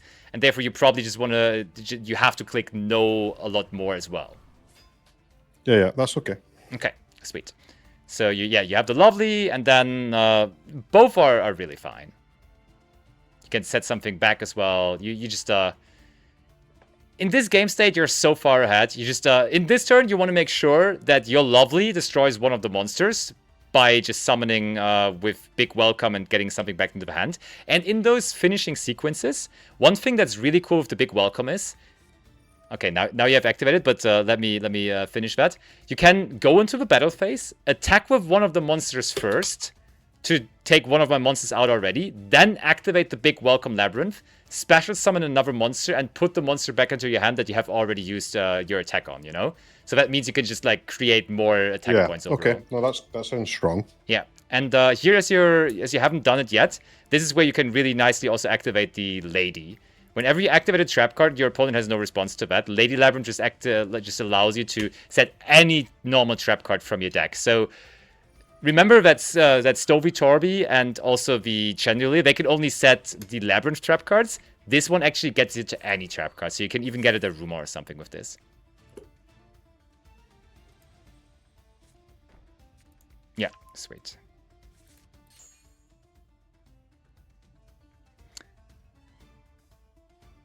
Okay, this is the big welcome monster. Yeah. So you got this already. I think having another Lady is probably sweet. Like, you just want to have big attack points at this point. So get the Lady Labyrinth from the graveyard, as you can also summon from the graveyard. And just summon it in attack position, so you're accumulating big attack points here.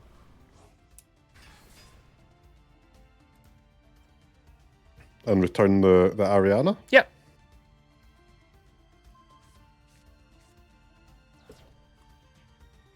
This will now give you a lot of... Okay, not that many, but 2 things to activate. And you know both of my monsters, and you just want to destroy the one with more defense here. As that has been a long time ago, do you still remember from the top of your head which one is which? Probably not, right?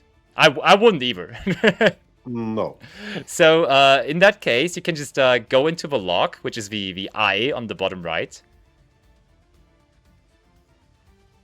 The bottom right of your screen. Yeah, exactly there.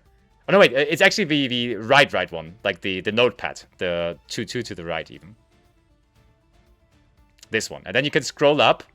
You can scroll up until you see those 2 frogs that I have on my field. There you go. And there you can see which one is in which column. So you see the Ronin Totem next to the Ronin Totem, it's in the middle. You see there, it's those 5 zones next to the Ronin Totem, so it's in the middle, yeah. And I want to destroy middle. Yes.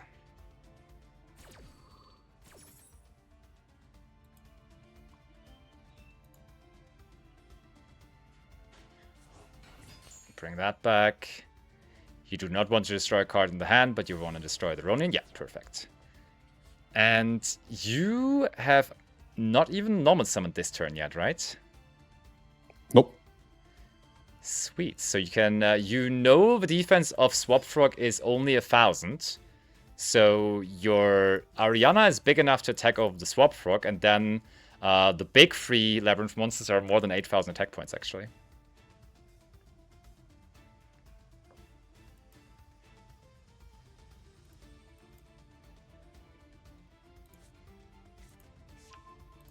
Searches the Arias.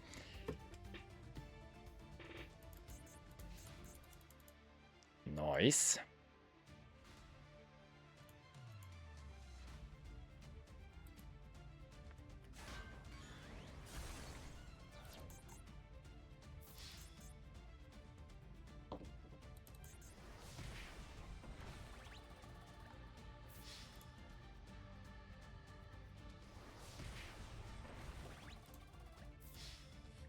Okay, sweet.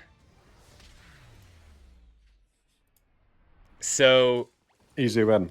easy. You should be the coach, really. No, but I think one thing that I noticed, you were hovering over Arias a couple of times, asking yourself when that card would ever really be an option. Yes. And to be honest, it never really was too much. Like, the main role of Arias in this deck is to have an impactful play on your opponent's first turn. Like, when you have it in your hand, this is your tool. Like, it's comparable in this deck to cards like Ash Blossom, Joy Spring, and Dominus Impulse, because you are able to just make sure to activate, for example, the Daruma Karma Cannon on their turn. As Arias, let's go over it quickly again. Just doing the main phase, also on your opponent's main phase. You can send it from mostly from the hand to the graveyard to either special summon a Labyrinth monster. You don't really ever want to do that, but also set a normal trap card from your hand, and the set normal trap card can be activated this turn. So that means basically your opponent is playing, and then at some point you're like, oh, they have 3 monsters, they have 4 monsters, they have like a decent bit of monsters, and I have the Ruma Karma Cannon in my hand. So you're like, Arias effect. Set the Ruma Karma Cannon, activate the Ruma Karma Cannon right away. No, I understand that, and that's good on their first turn, but yeah, the kind of card disadvantage is not great after the first turn. Yeah, exactly. So it also has that other effect. So it's in the graveyard. It's kind of cool, as whenever your opponent responds to one of your Labyrinth effects or a normal trap card, you can special summon it back from the graveyard. But it's only 1,500. It's like, that is a nice thing to have, but it's not anything crucial for the deck, really. Like, it doesn't give you any further card economy. It doesn't give you further trap cards or anything. It just it brings itself back, and then yeah, it's back there. But it's really not that important for the overall strategy of the deck. So like on the first turn, you can use it to speed up a trap, but like after that, would you just use it as like a discard target for one of the stovies and stuff like that? Yeah. Or would you still kind of hold it as potentially to speed up a trap on a later turn? I think it's a decent discard for sure. That, and also, like, sometimes, but that probably means you're already in a very winning position when you have 5 set cards, and you have more trap cards in your hand that you actually would have also liked to set. Then you are going to activate 1 or 2 of your trap cards on their turn to stop them. And then having that in your hand to get an additional trap card onto the field is, of course, also kind of nice. Yeah. But again, when you have 5 trap cards, you're probably winning anyway, so it's also not that big of a deal to then having that on top of it. Yeah, like that. The Arias, that's the card I've used the least by far so far. Yeah, and that is completely fair. That's nothing to be worried about. The field spell, the Labyrinth. This one is like, when you draw it, it's nice because it just gives you extra things to destroy, more interruption. It's really also just an add-on again, as I said. Like, it's really not that big of a deal. You can sometimes, when you feel like, oh, I have all the tools already set up, because for example, after the first turn, you rarely want to search Welcome Labyrinth when you already have it in rotation, because Welcome Labyrinth, contrarian to Big Welcome Labyrinth, will always set itself back. So Big Welcome Labyrinth, after you used it, it will kind of have done its trick and it will not get back onto the field. But Welcome Labyrinth is similar to the Stovey Torby and to the Chandelier. So when a monster leaves the field by a normal trap effect, you can just set it back onto the field. So in the later stages of the game, it rarely will happen that you search this card because you can just usually access it from the graveyard again anyways. Okay. Yeah. I actually didn't know that that could bring itself back. Yeah. I'm sure it's happened, but I just wasn't following it. Yeah, no, for sure. So that's something to note, that it's like early on, you at some point you definitely want to have access to it, and it is one of your main 2 trap cards, one of your main engine pieces. But it's not something that you in the remainder of the game just want to get extra copies of it, because you can only activate one of it for a turn anyways. So really the only time you would ever take the field spell is if there's like already a Welcome Labyrinth in the graveyard. You've already used Big Welcome Labyrinth this turn.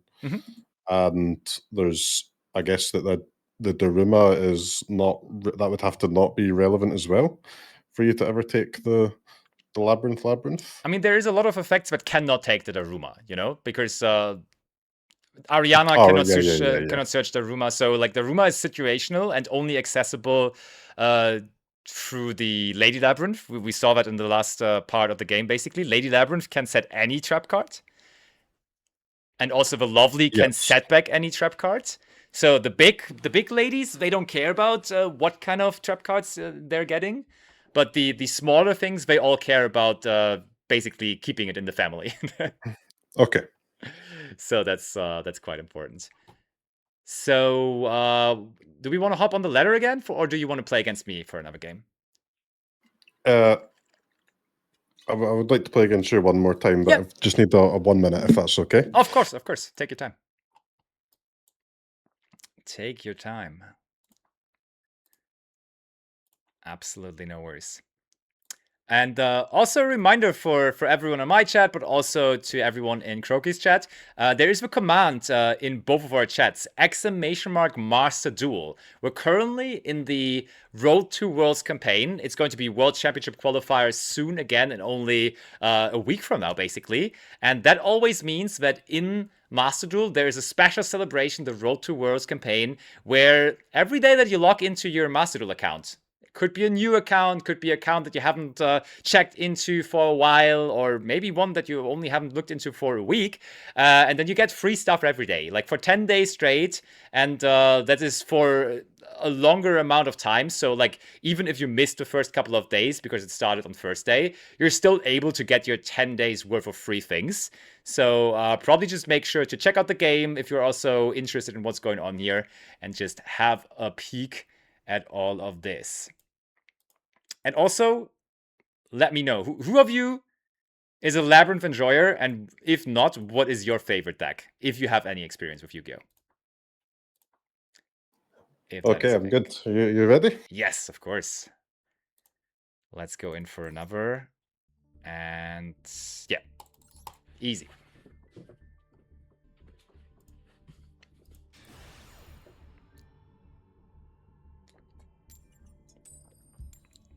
Well, I've went first the first time, so I'll just let you start this time. Okay.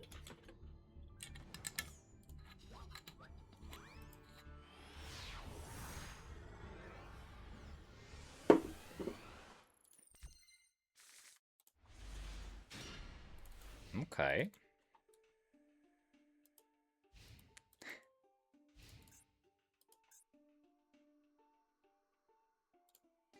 Let me see. So I want to play the Welcome, but if I play the Welcome, I can't do the Impermanence, because I'll have a card in play, right? So I have to set both of these. Yeah. Or pass, I guess I could, and just not do the Labyrinth, but that doesn't make sense to me. You definitely want to get your engine rolling, so you 100% want to set the Welcome, and setting the Impermanence is completely fine. Like it's cool on your opponent's first turn that you are able to activate that from your hand, but when you go first, there is no problem whatsoever with setting this. Actually, it even has an upside when you set it, because when you set it, it actually when it's negating something, the column it was activated, everything that is activated in that column for the rest of the turn will be negated as well. So your opponent could do like an oopsie to play into the column like a spell card that they have later in the turn. So it's like an extra trap. I get that. Okay, let me see here. Also, your toggle is back to auto. So maybe at the beginning of every duel, you maybe want to check and then set the toggle back onto on, just so you're sure. Thank you. Alrighty. So I can use the welcome like before you even make any plays. I don't know if that would make any sense though. I don't think it does, because one thing that's very important. Okay, you have drawn Nibiru the Primal Being for the first time there in your hand. And one downside about Welcome Labyrinth, which rarely applies, but in this specific combination it does apply, Welcome Labyrinth only lets you summon Fiend monsters for the remainder of the turn. And the beauty of the Primal Being, which can be like your safety net here, like when I'm summoning more and more monsters, you can just tribute all of them at once when it's 5 summons. Yeah.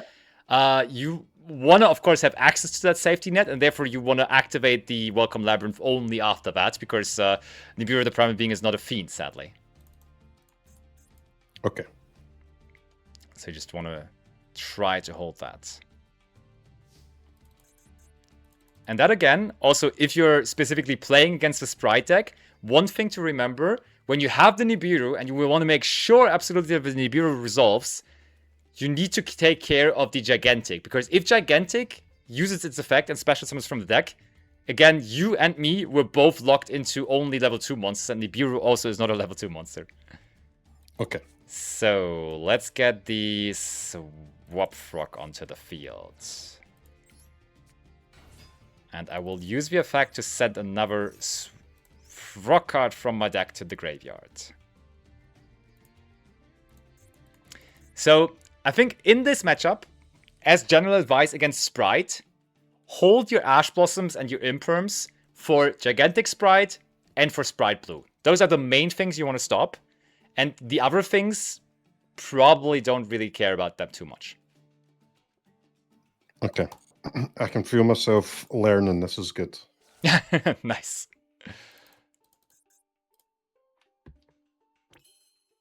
So I will... There's a lot more clicks with this toggle on, but it is useful, I think. I think so as well. I will confirm with the tournament organizers how much time we are going to have for the tournament. I'm pretty sure it's going to be like that extra time as we have here in our duel room. But like when we have that 600-second clock, I think you have that time to always click no.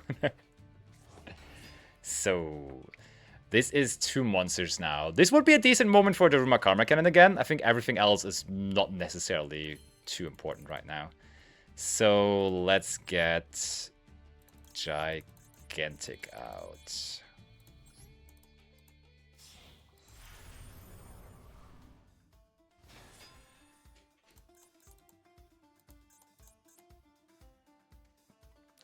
So for Gigantic, because I have the toggle on, I need to wait now, right? So for Ash Blossom, it will always ask you the very moment you can only activate it, so that one's easy. But for Infinite Impermanence, it also like it's serving a similar purpose here as you're trying to negate the monster, the effect of Gigantic. You want to make sure to wait for that for when I activate the effect of Gigantic, though, yeah? So it's like, it's asking you here, as I've summoned a new monster, it's a different situation, so you get the toggle, but you probably want to wait for that extra step of me actually committing into activating the card, which I'm trying to do now. And is it better to do it with the Ash, because saving the impermanence, that can trigger some of my monsters later, right? Sounds good, yeah.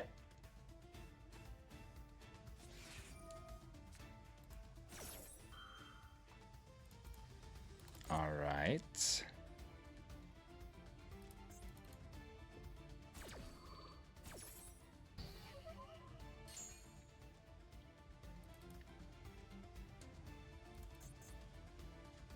So I will...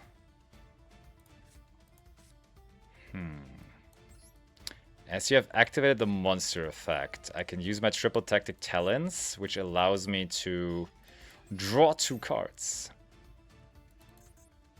because you have activated a monster effect this turn. Impermanence only works on monsters, so I have to let you draw here, right? Yeah, I mean, it can be a funny situation, and I think in the creator tournament, people might be not paying attention to that. If I would have activated the Triple Tactic Talents in the same column of the Infinite Impermanence, I told you the Infinite Impermanence has that extra effect of having the negation on the entire column. You could have kind of caught them off guard with that as well. Just like negating the gigantic, but actually in that case, more importantly, negating the Triple Tactic Talents as well, yeah? Let me see. I will try to go for Sprite Starter now.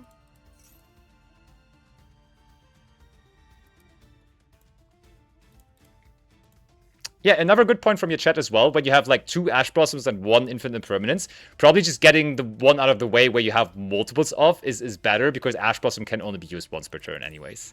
Yep. That's smart. Okay, I got my Sprite Starter, so I can at least summon a couple more monsters, hopefully, here.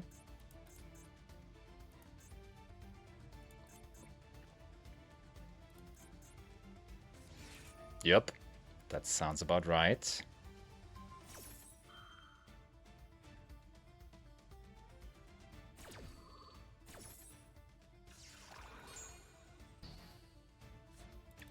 And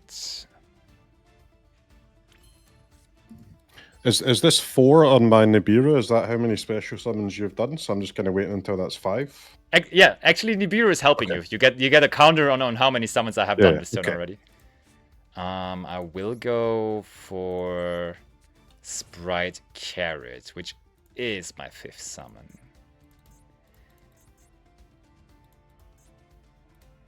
And honestly, that does seem to use it yet, do I? It does seem pretty valuable. I only have 3 cards remaining in my hand. It does feel like a pretty impactful Nibiru here. Because you're just you're taking away, like, what could I have with 3 cards remaining? I have used my Sprite Starter already, which is like my main extender to extend past interruption from the opponent. So it's not particularly likely that I can do much more after that. And there is cards that could immediately also threaten your set cards, so that I could be summoning next. I think just saying, hey, we keep it simple, we clear it all off here is a decent move.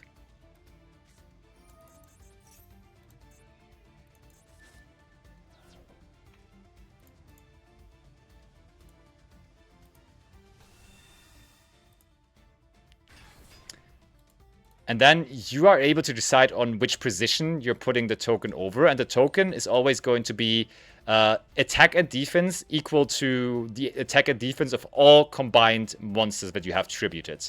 So in this situation, I believe, what was it? Carrot, blue, and the gigantic. It would have 16, 27. It's 3,700 attack. And 19, 29, and 45 defense. So it's big. Yeah. It's probably Does the actual positioning matter on the board though? If you summon it in attack position, I can in this turn use it for attacking over your Nibiru over the Nibiru actually. So defense would probably be best. On the field, which position in which zone doesn't matter at all. Okay. Oh, you have given it to me in attack position now though. Oh, so how do I give it to you in defense? I think in the very beginning it asked you whether you want to summon it in attack or defense position. It should have. Okay. Okay, so I now can at least use my Ronin Trojan to come back.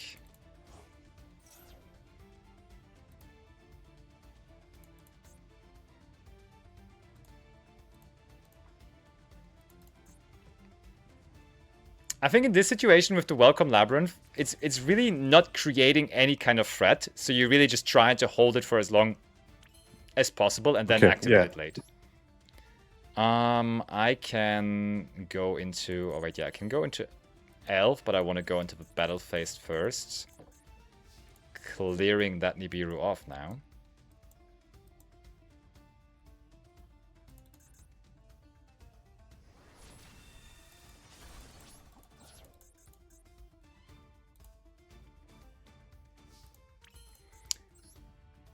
But I'm basically cooked because I put that in attack mode, yeah. I mean, you lost by one monster. It's really not that big of a deal. Here now, you have to pay big attention because you know I have Sprite Carrot in the graveyard, and Sprite Elf actually is able to bring back a monster from the graveyard, and Carrot is the spell trap negation for the Sprite cards. Meaning, when you let me get the Sprite Carrot back onto the field through the Sprite Elf, I can negate your big welcome lab or your welcome labyrinth that you have set. So here now, you probably want to make sure that you want to make sure that it's already out, yeah. Which I will just answer with my Ash Blossom and Joy Spring. But still, like in theory, you definitely... I get it. That's fine. But yeah, that's like it's a bit sad that Ash Blossom and Joy Spring works on both of your welcome trap cards. That will probably happen to you a couple of times. But why did you sacrifice that huge token to do the Sprite Elf? Was that actually the correct play, or is that just for a teaching play? No, I think it's definitely the correct play because it's a lot of attack points, but here in this case, it brought me back the Sprite Carrot. Next turn, it can also, because it is once on my turn, once on your turn, can bring me back the Sprite Blue to get me back into my Sprite rotation.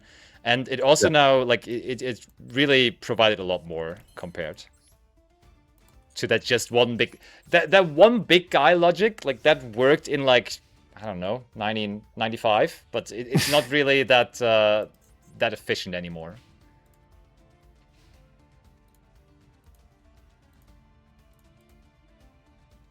So... Okay, setting a card, fair.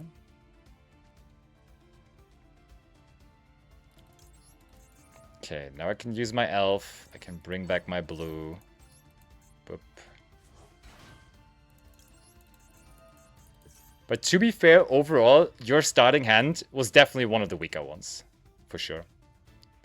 Like, you only had one trap card. You had multiples of a card that you can only use once per turn. It really... Well, why was I not able to use my Ash on the Sprite Elf itself just to prevent the Sprite Blue coming out at all? Because Ash only interacts with cards that happen from the deck. Like, Sprite Elf only brought this back from the graveyard. And Sprite Blue, on the other hand, searches something from the deck. So it's only interacting with cards from the deck. Okay. Well, I'll just negate that with my Sprite Red. And make sure that I can still search.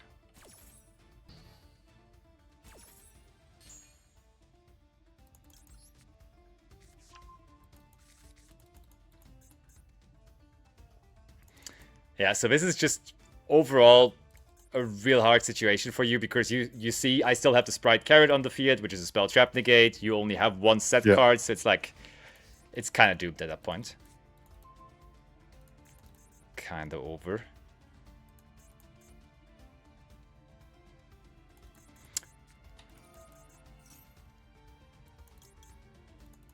I will negate that. So also, and you can activate this Sprite Elf every single turn. Yes, it's like... It's kind of crazy. It is a crazy card. That card actually is forbidden in the TCG. In Master Duel, it is allowed, but in the TCG, that card actually is forbidden still to this day. Sprite Chat. One funny thing you can do with the Infinite Impermanence that you started with, like here in this situation, like you were down so low and everything, so it didn't really matter that much. But due to that column thing after you set it, you can, if you draw it later on and play it into an already existing field, you can pay attention to playing it into a column where the opponent already has a spell trap in. So like you can create that, like they don't even have to actively play into it, but you force them to play into it essentially. So Elf brings back my blue. Blue.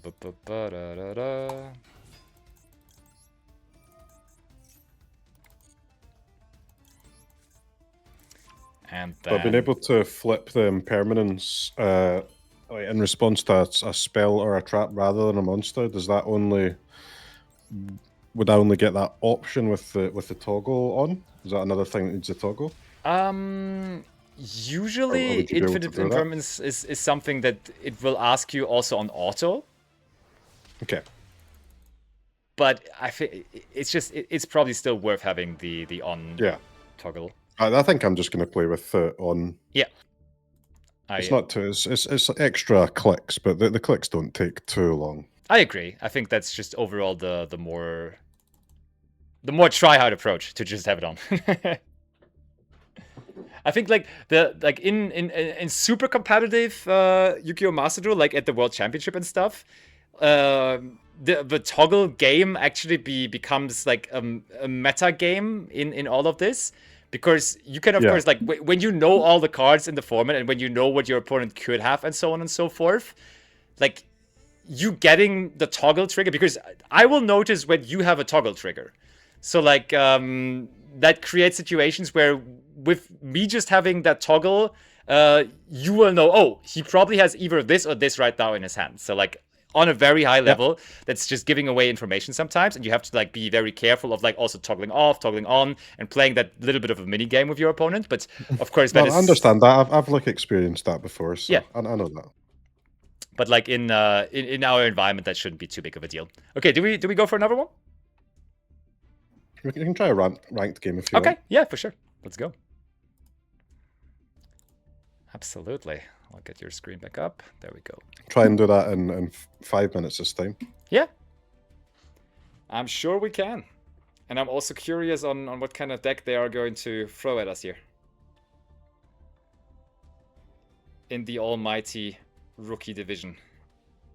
I was honestly scared that, like, where was that branded player coming from? Because this really is like a very low rank, of course, as it's like a brand new account. I think most of my opponents that I've played against, like my chat, has recognized their deck. Okay. But I don't know whether they've been playing great decks or not, but they've at least recognizable decks. That's interesting. Ooh, okay.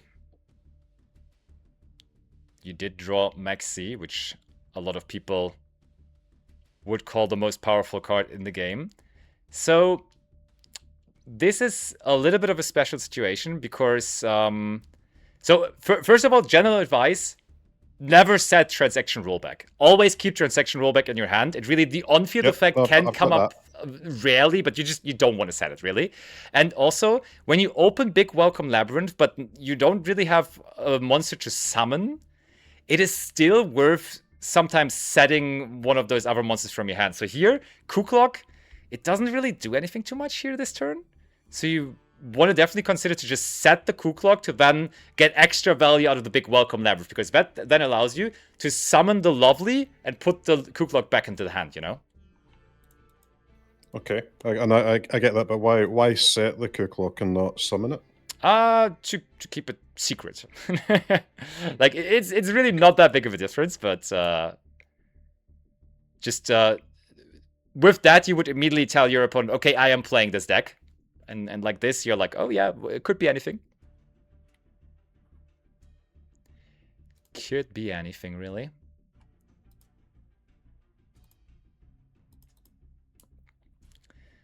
So it gives you the option to immediately do it. Like if you would immediately do this sequence, you would just snipe one of their 6 cards out of the hand. I don't think that's a great idea. You probably just want to wait for something that's actually worth destroying first. Dream Shark. Okay, so Dream Shark wants to special summon itself from the hand. You have a very, very good tool in hand that interacts with special summoning. Yes. Identified. Beautiful. Thank you. one of two. No, Maxi also is forbidden in the TCG, and that card is yeah, since the release of Master Duel, like everyone like always just ooh, that's a good pickup. The Stovey Toby with together with the transaction rollback already in hand. That's nice. That shark is just summoned. It's not really doing anything, so I can wait, I think. Correct. Lantern Shark. Oh, I think they're playing the shark free deck, because if you log in right now, like with the Roads to World campaign, you get a free shark deck, and they're probably just trying that out. So this is special. I can do the Stovey and then pull a trap out and use the clock to activate it immediately to negate this? How would you negate it? Or I could use the Stovey, discard the Stovey. Can I take the coup clock from, or like use it on their turn? I can, right? Even though it's set. Yeah, I mean, So I can get the lady or the lovely, whichever one it is that destroys. yeah, the lovely. Yeah. So you cannot. Does that prevent the effect? No, it will not prevent the effect. But you can Oh, consider okay. to do it on resolution. But I think for the moment, also, this is just it's another monster. It's a small monster. It doesn't really have any effect afterwards. So you're better off just waiting for them to summon a big monster, really. So, and also to answer your question entirely, with the coup clock that is now set on the field, you cannot activate it. But our plan is to just summon out the lovely from the deck and get the coup clock back into the hand, and then you can activate the coup clock again. That's fine. Let them have a couple of monsters.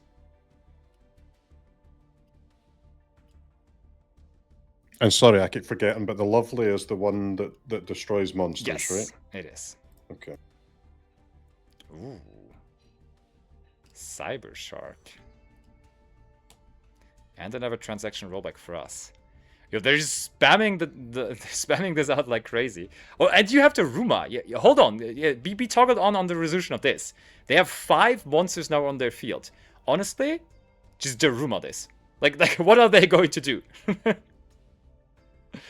They have every single one of their main monster zones filled, and they cannot change the positions of any of those monsters for the rest of the turn. Boom.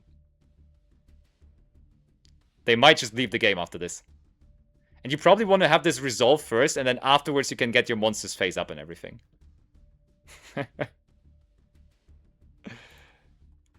Daruma and chill.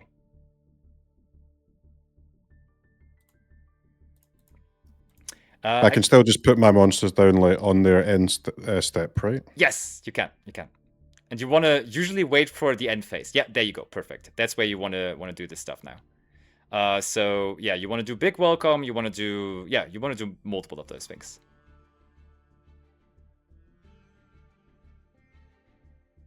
But you can do them step by step. So lovely. Yes. Get the coup clock back into the hand.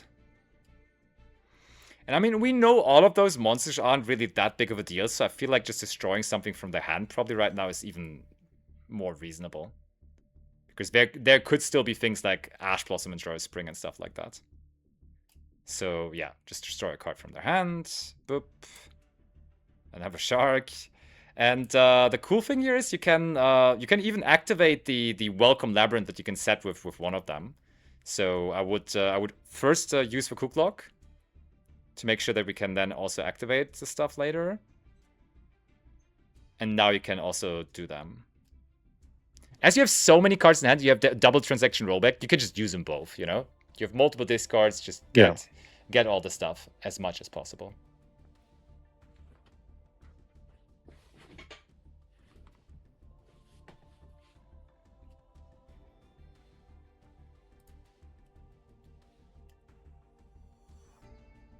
Yeah, we don't need the transaction rollback stuff right now.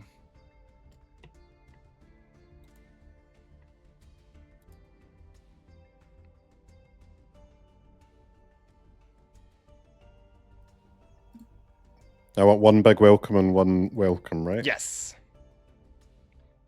Oh, actually, yeah, you never. Would this be a one for the field spell? We didn't have welcome yet, though, right? This can come back now as well. I don't think there's welcome. No, it was the big welcome I used on the first turn. No, then perfect. Then you want to have access to everything exactly.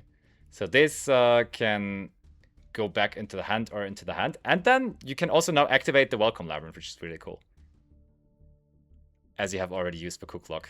All those things, all of it in the end phase. Holy. Holy. Ariana seems good. To get you further ahead.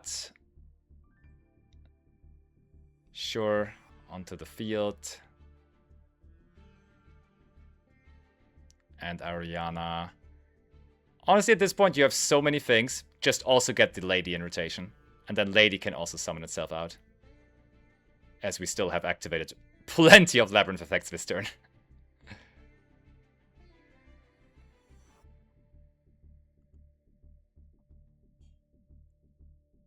You're becoming a real button clicker there. Let's go.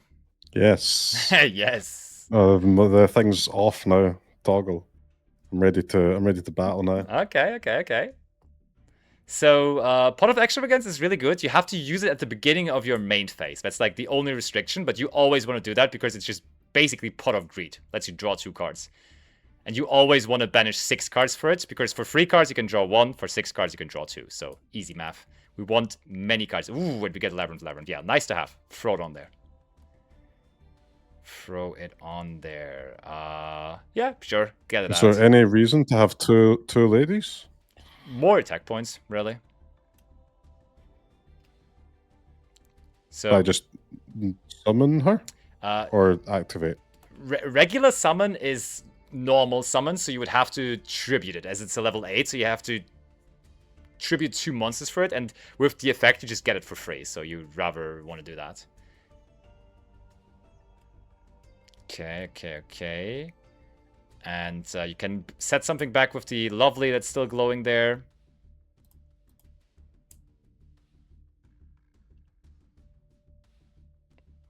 I think you probably want to have the big welcome back, as you can still copy the Daruma with the transaction rollback anyways. It's because I already have a big welcome. Should we get another? Wait, do you have big welcome set? Yes. Then you can go with the Daruma. Yeah, that's fine. Oh no, the timer. Not the timer. I think, yes, as time is running low, just take 3 off the field and you're still in a very chill position. Sweet. No! Not like this. Oh. All good. Because we all... Oh, what does this say? Yeah. Okay, yeah, just don't worry about it. Just go ahead and face. Why does it not die to... I've more attack than their defense? Yeah. No? I think... I also wasn't aware of the card, but literally first sentence. The problem of all Yu-Gi-Oh players reading the opponent's cards, the first time this card would be destroyed by battle, it's not destroyed by battle. I did not know that either, I'm sorry. That's okay. Okay, so hopefully they just flip everything up now. Okay, toggle on. Because it would have been so funny to just flip everything back face down now. We might still have the chance. Yo, yes, please. Just put them all in there. And now, when I have no response, our Lady can set another card. Yeah, let's go.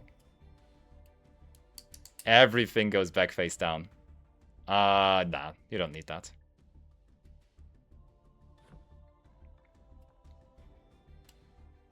And, yeah, just pick what you like.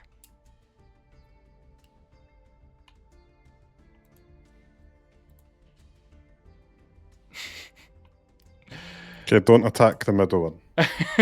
Got it. Or only attack the middle one with 2 of your big ones, because only the first time it would be destroyed by battle, it will not. Oh, okay, they want to flip it back up. Sure. Enjoy, bro.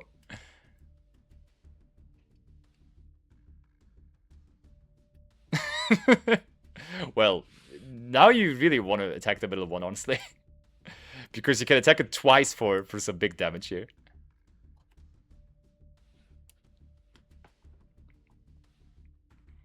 Okay, get all of this stuff back face up.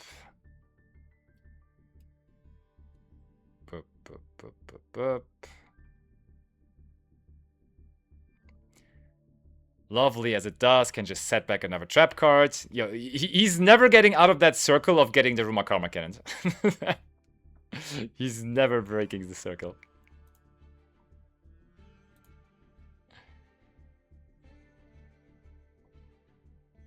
And now, what's your set cards? Oh yeah, did you go battle phase first? That's completely fine. Big Welcome, Impertinence, and Daruma. So, the reason why you can currently not activate the Big Welcome Labyrinth is just simply because you have no space on your field. Board space, yeah. Yeah. Which is okay. I think that's a decent problem to have. Okay. Dealt with it.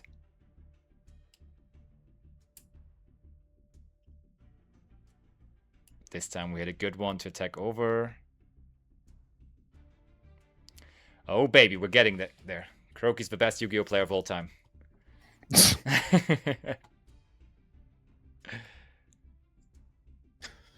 It's far more complex than I thought. Really? Did you not expect Yu-Gi-Oh to be complex?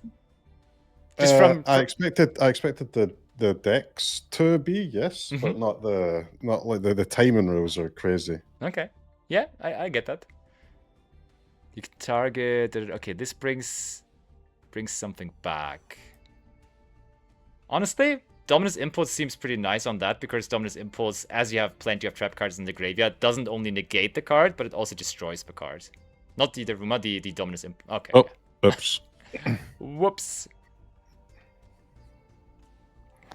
Which one's Dominus Impulse? The one in your hand. Oh, the negate from hand. Okay. Yeah. And like it's negating an effect that special summons, and additionally, when you already have a trap card in your graveyard, it destroys the card that was trying to special summon. So you would have not only negated but also also destroyed the Shaki. I thought I couldn't use that if I had anything on the board for some reason. There are cards that work like that, but Dominus Impulse, the only restriction is that your opponent needs to have a card on their side of the field for it to be activated from hand. Well, now I can't get my Daruma back. I mean, you get something to the field now. That's the lady effect. And there is, I think, no more Darumas. But the good thing about Daruma, when it is in the graveyard and you have double transaction rollback in your graveyard, you can still Daruma. You can still Daruma, no problemo. But you don't need to Daruma right now. I think they're going to flip those monsters back up, and probably another one, so wait with the Daruma. And then you may want to Daruma. Yeah, here you go. Just Daruma them with the transaction rollback. He's never psychologically going to recover from this. The amount of times those monsters have been flipped face down this game is outrageous. In theory, I would just be able to do this every turn, right? If I didn't mess up that earlier activation there. No, for sure. And that is a strong thing about Labyrinth. Like you're controlling the field state. You are the one that dictates the pace, and like you kind of just keep your opponent away from playing if you execute well. And everything goes back up. So as we have big welcome face down there the entire time, and also we now have a little bit more time on our timer, we could just, to have more field on, more space on the field, we could use the extra deck here as well to just like make sure that we can summon more monsters, because from the extra deck, of course, we can summon them into the extra monster zone. So this one is a Link 5, so we'd have to give up a lot of monsters for it, so you probably just want to use a Link 2 instead. And there, it really doesn't matter that much, but you want to give up the small monsters here. Yeah, sweet.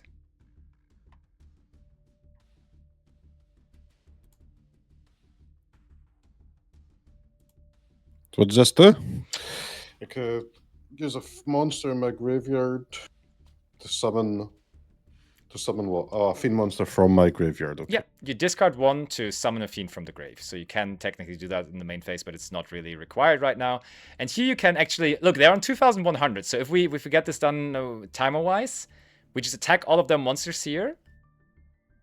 Hopefully find a monster small enough to make the Muckraker run over it. And then we still have the Big Welcome Labyrinth to possibly go for game. Oh wait, hold on. We can activate Big Welcome Labyrinth before. No, it's fine. Just strive with the Muckraker.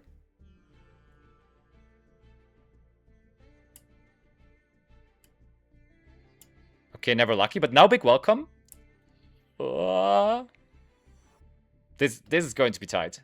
Just summon any monster. Oh, like, yeah, this one. That's. Oh, no. Oh, no. Now we're activating. Ay. This is going to be tough. Just click low, click low, click low, click low, click low. No. Just anything.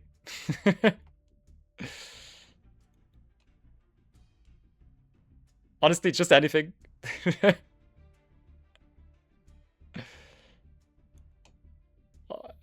Oh, not like this. Yeah.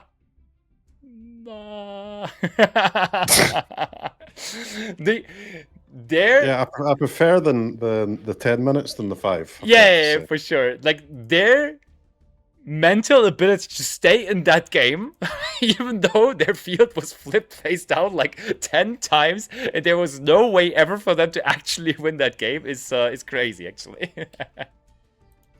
I don't think I've actually like, on the ranked games. I'm not sure I've actually finished a game in time yet. It's crazy tight. I don't know if that's like specific to this deck or it's just all to do with my inexperience, but it is mad.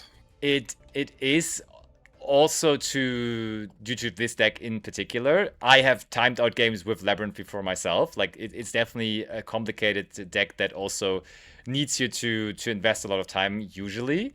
So don't feel too bad about that. And I think like if you just get in a couple more games with it, like some things just become a little more second nature, and then you just save time on those ends. And also, as I said, I don't think you will have that strict time limit for the tournament. Yeah, like when I was playing the game against you, it was no problem that if we're getting that amount of time, that's much better. Yeah. I agree. I think we should definitely have that. I will ask later and make sure and then let you know what the time limit is. Then we can definitely. Okay, one more. You versus me. Yeah, one more to close it out. Okay, that's good. Nice. Why not? This time I will not look at your screen. This is a serious duel, so you can just go back. Is it the same duel room number? Yeah, it's just the room is still open. You're still in the room. You can just go into the duel room there. It still says participating. Oh yeah, there you go. Perfect.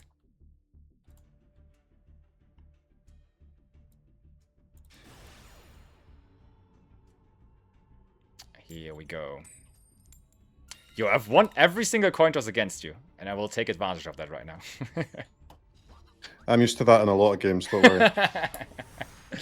The funny thing is that also seems to be a TCG player illness, though, like telling everyone about it, right? Like, because I have so many friends that always say, oh, I've not won a single coin toss today. Can you believe it? Everyone just says that. But I believe you, of course. Let's do this.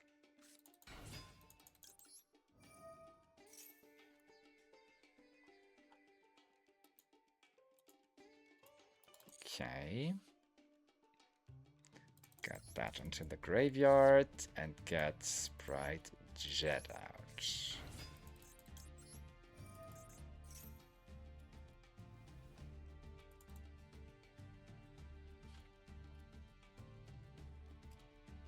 What does the jet do again? It draws. Okay.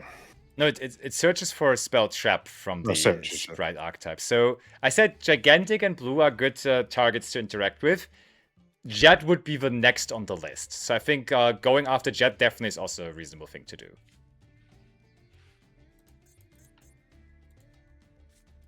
Yeah, that's pretty fine.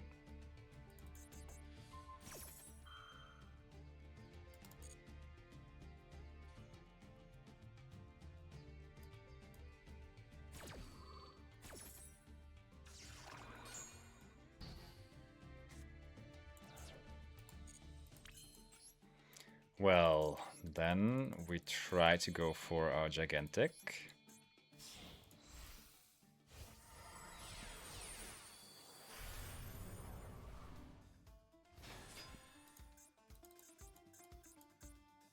Yeah, there's something else? Nah. Okay.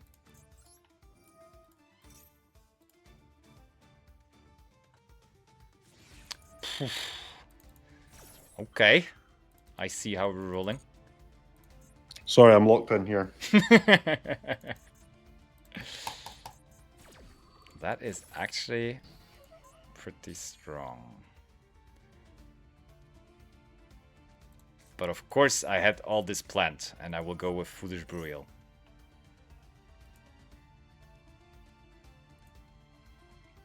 And I will send the Nimble Angler to the graveyard. I know he doesn't look scary, but look at this. gets me 2 nimble monsters from my deck. And those do in fact look scary because we're beavers.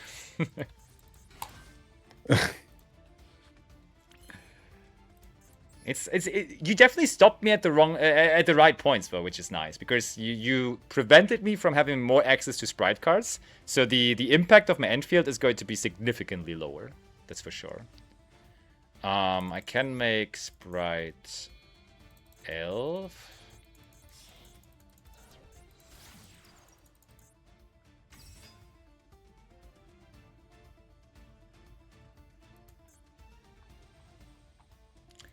And I will bring back my Nimble Angler.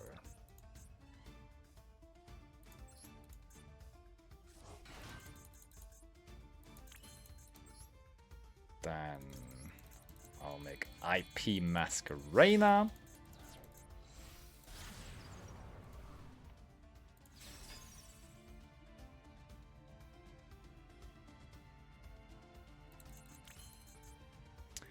And you know what? I still feel like using my Ronin Totem to come back onto the field.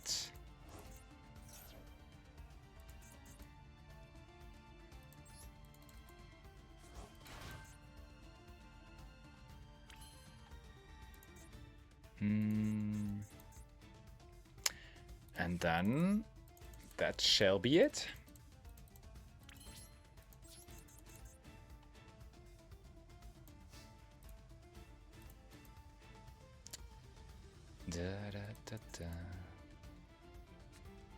Ooh, held it until the end phase like a pro. Ay, ay, ay.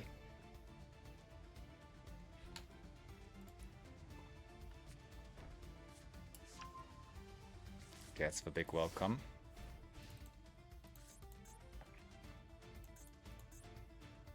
Do you get to see that that's big welcome, or do you just like you just know that? Yeah, you do. Me. Okay.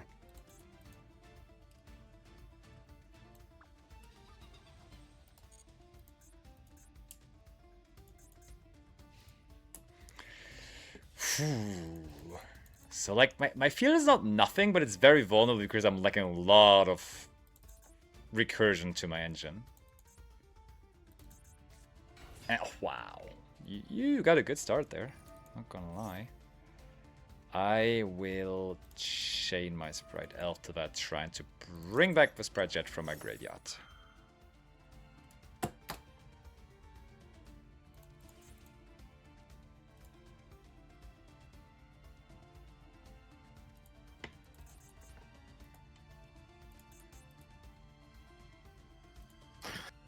Okay, well, I can flip this big welcome and get the lady, and I can prevent that.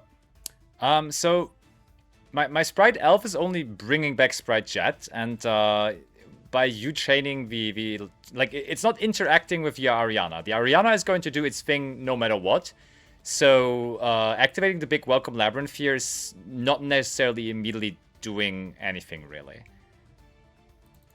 You can hold that and just do it afterwards, essentially. So I'll bring out the jet.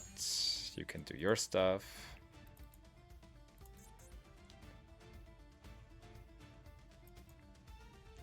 The crazy thing for you is you have both Chandrila and Story Torby in the graveyard. So by just resolving the big welcome labyrinth and getting something back into the hand, you're getting both of them also back onto the field in hand.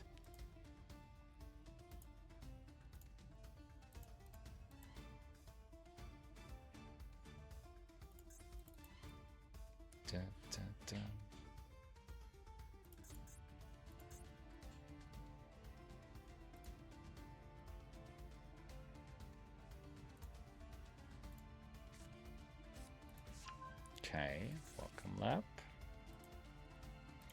And I will use my Sprite Jet to now hopefully search for a spell trap.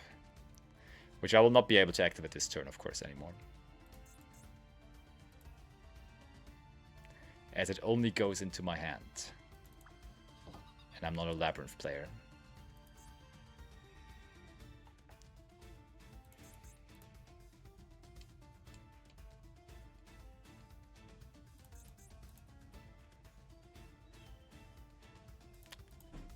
Da, da, da, da.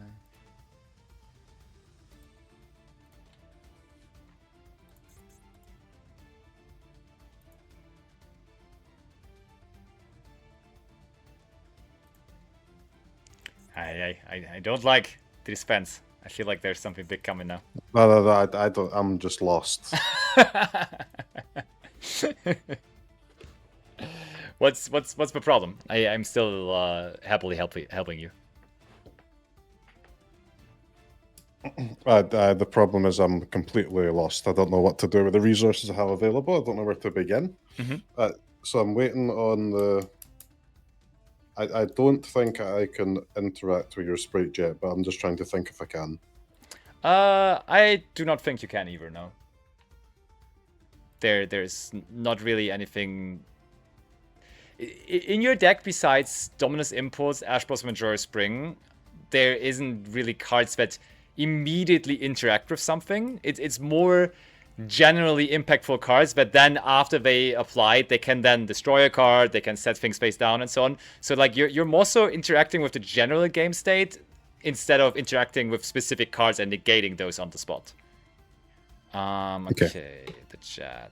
I'll get Sprite Starter to my hands.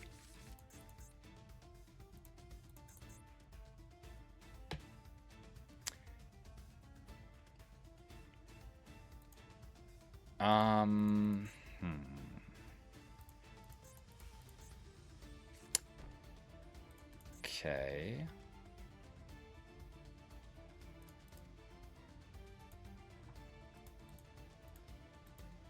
You're trying to go battle phase. Yeah, so have you understood what IP Masquerena does? No. Okay, IP Masquerena is during your opponent's main phase, so we're in that still here. I can use her to make a link summon happen just on your turn. And therefore, it's actually quite smart for you to just force to go into the battle phase, because you can attack over it, and in the battle phase it cannot use its effect. So you're kind of forcing me, if I want to ever use it, to do that now, which I then am going to do. And also, I think in general, because you have the Big Welcome Labyrinth set, you want to attack with the Ariana first, and then special summon with the Big Welcome Labyrinth to make sure that you have like both attacks making some work for you. But I will, before you can do that, go into SP Little Knight. And SP Little Knight will try to banish your Ariana. Here, you probably just want to chain the Big Welcome Labyrinth. But then on the other hand, yeah, you want to do it, but my SP Little Knight can still chain to this. And can, until the end of the turn, banish itself and a monster on your end. So this will come back to the field, like both of this will come back in the end phase. But now your Big Welcome Labyrinth is only going to summon and immediately put the thing back into the hand. Which now leads to new options for you, because you now could consider to just take Kuklok, because your Stovitorbi is going to come back from the graveyard, and then you can activate the Kuklok to make your Welcome Labyrinth that you have set there alive.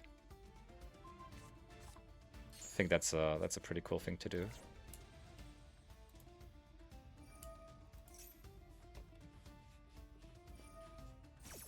Getting all of those resources. So I've stopped the like big thing of you destroying with the Lovely Labyrinth, but you're still having you still have such a flow of resources right now that it's really hard to keep up for me and for any kind of deck at this point.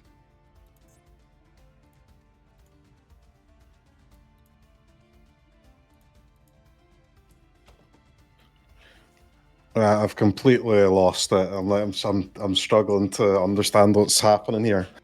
I don't know why. Like the first game that we played, I was following along well, but yeah, I've just kind of lost the track of the game here, and I'm struggling to recover it.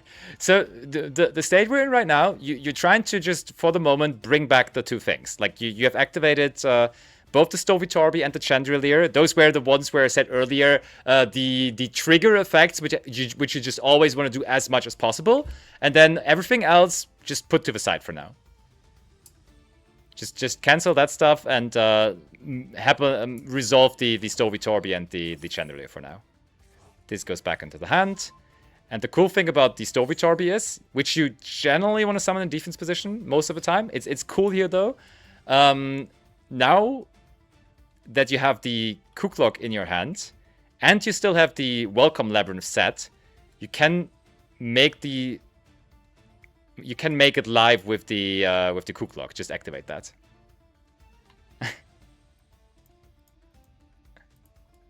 Sorry, what? I sound like an idiot, but like I'm just lost. It's all good. It's all good. Don't worry. We're getting there.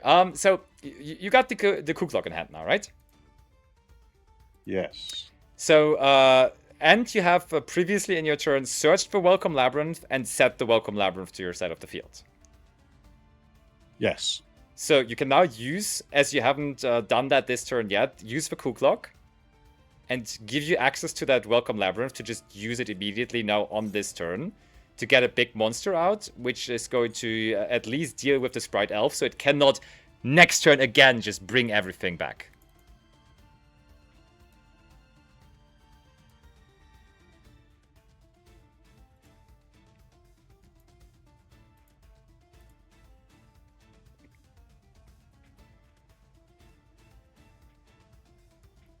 Yeah, and you don't really need to chain anything of those other things.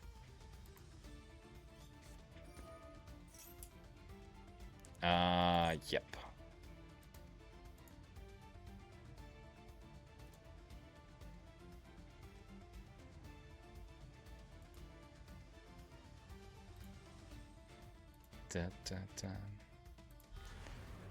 Lovely, yeah.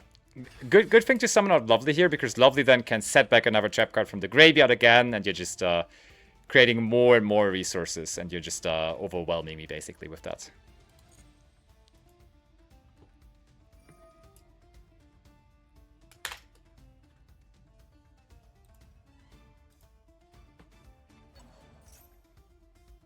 Yep.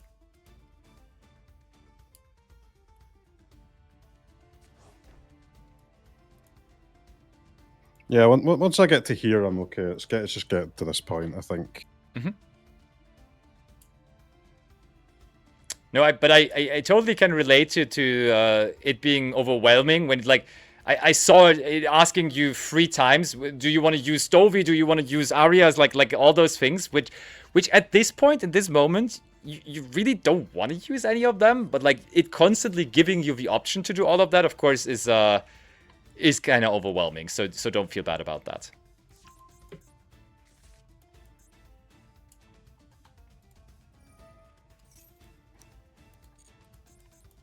Yo, Kuklok comes back again. Nice.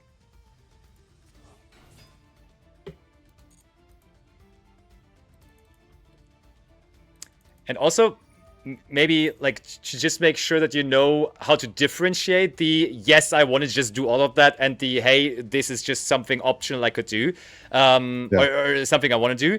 It asks you for the Kuklok there, and that's how they're worded. Do you want to use this optional effect? Like it will kind of like on the way it is worded, you will notice, oh, this is something that just triggers right now, or this is something I can just always do. Okay. So why was I not able to destroy your Sprite Elf here? Because I've got the lady and I've used a trap. But you have not, like the specification for, or the requirement for Lovely is that you have to, if another monster leaves the field by your normal trap effect, and that did not happen.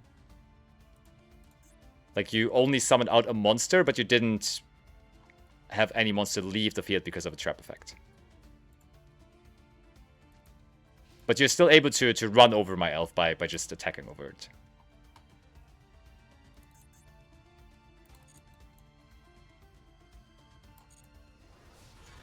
Okay, lost that. And now the field spell is actually kind of scary because you do have the... What do you have set? Welcome or big welcome? Big welcome. Yeah, so like this is then going to destroy another card also on resolution. So our monsters come back, he just chooses a zone in which it comes back. Doesn't matter too much. And that will now be kind of rough.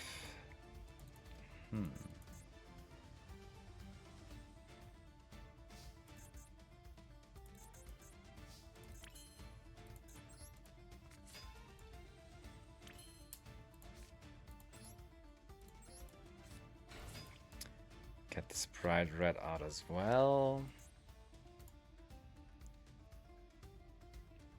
So I can do this now? To You prevent you using the... Oh no, it's the sprite blue I'm worried about, or jet, right? the sprite blue and jet though, on the summon, like they have done their thing. Like you can't really stop them. Like you can stop them with infinite impermanence, you can stop them with Ash Blossom and Joy Spring, but the moment they're summoned and you only have those reactive effects, you can't really do anything about it. So you probably like you could prevent the gigantic if I'm summoning a gigantic though. That one can just be because gigantic is not on the summon. Gigantic is an effect that activates when it is already on the field, but it's not something that says when I am summoned. And both jet and blue are. So I'll try to be a little tricky here though by just going into the battle phase.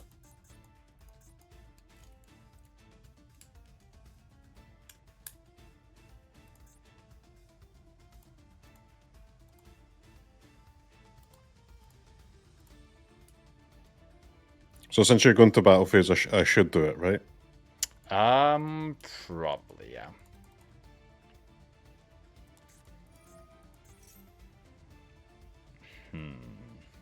Oh, true.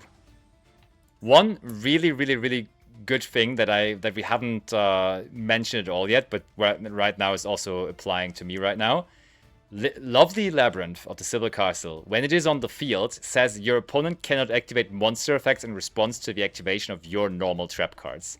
So I would have liked to now use my SP Little Knight to again do the thing I did last turn with you as well, where I'm banishing itself, and also I wanted to banish your Lovely. I cannot do that right now, though. So I will let that happen.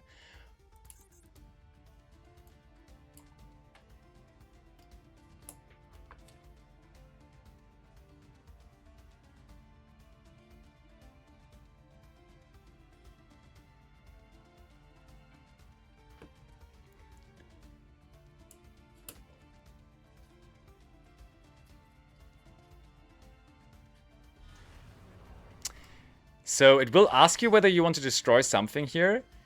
I would recommend you to not destroy the SP Little Knight, because SP Little Knight cannot be destroyed. So don't even bother with that.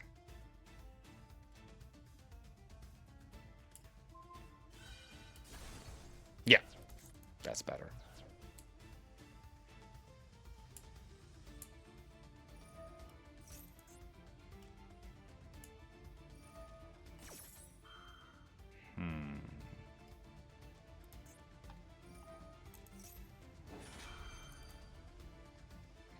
Yep, that's one of those moments where you like just do everything. Very reasonable. And that's a lot of things that you can do. Holy. Yeah. I don't know what the activation here is on the Ariana though. Is it the Ariana that's pulling the trap out? Ariana actually has two effects. So usually and most importantly, it will always search on summon, but also when it is already established on the field and something comes onto the field and leaves the field, then you will be able to just draw a card actually. Just like a nice little bonus.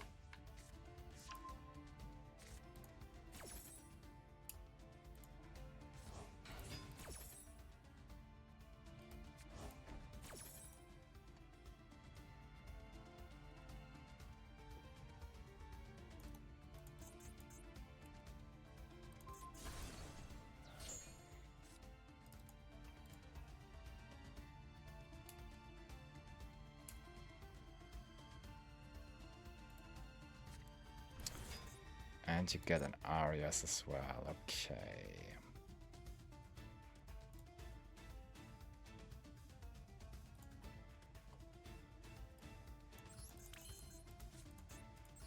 What do I have here? Okay, I can do the starter.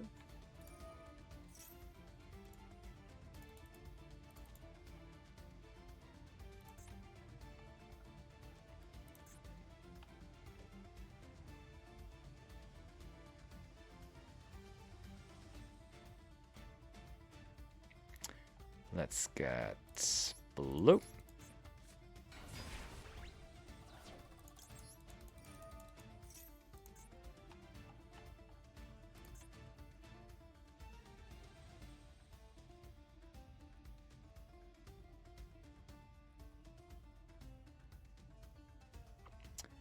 And then... Have I done jet this turn? No.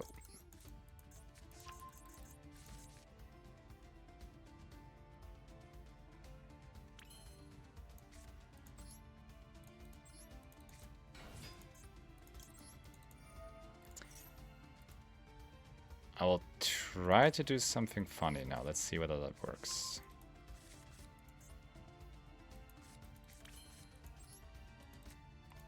Monster Reborn, OG Classic. Getting Elf back.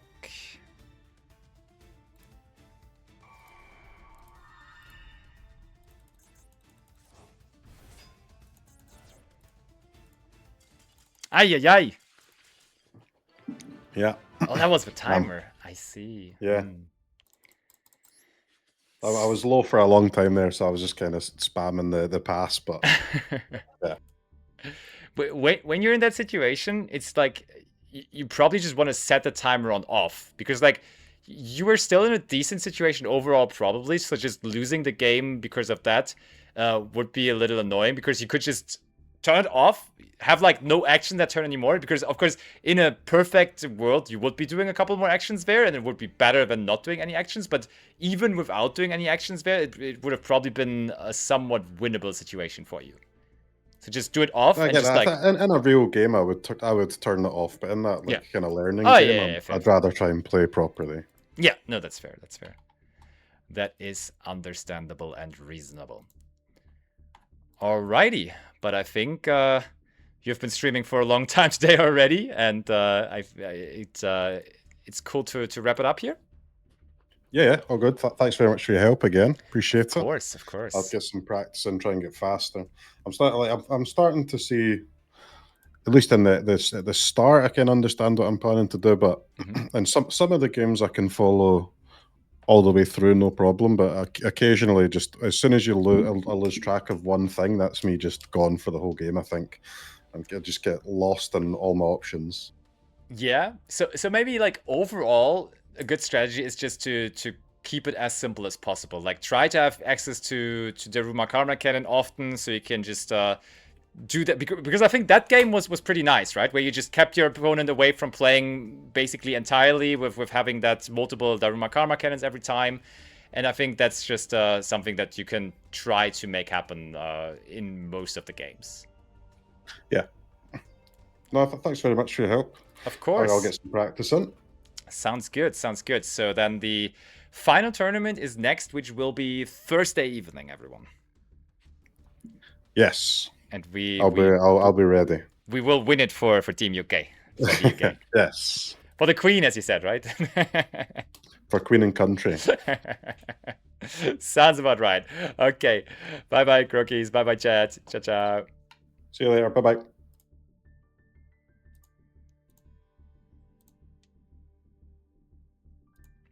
All right. That was training session number 3 in total. Second training session with Mr. CROKEYZ already. And yeah, we once again made some progress. It's of course, this was the second stream ever that CROKEYZ played Yu-Gi-Oh! And Yu-Gi-Oh! Master Duel. So obviously he's going to have a couple of questions and he's going to be lost here and there, as it is a strategy game which does involve you to think about a lot of things and also profits massively if you have experience with the game. So there's absolutely no shame in being a little inexperienced and learning. And that's actually, to me, a lot of the time, learning new matchups and getting more knowledge about different decks and so on. And the metagame is a fun process to have. So I hope CROKEYZ sticks with it and is going to improve even more until we play the tournament on Thursday.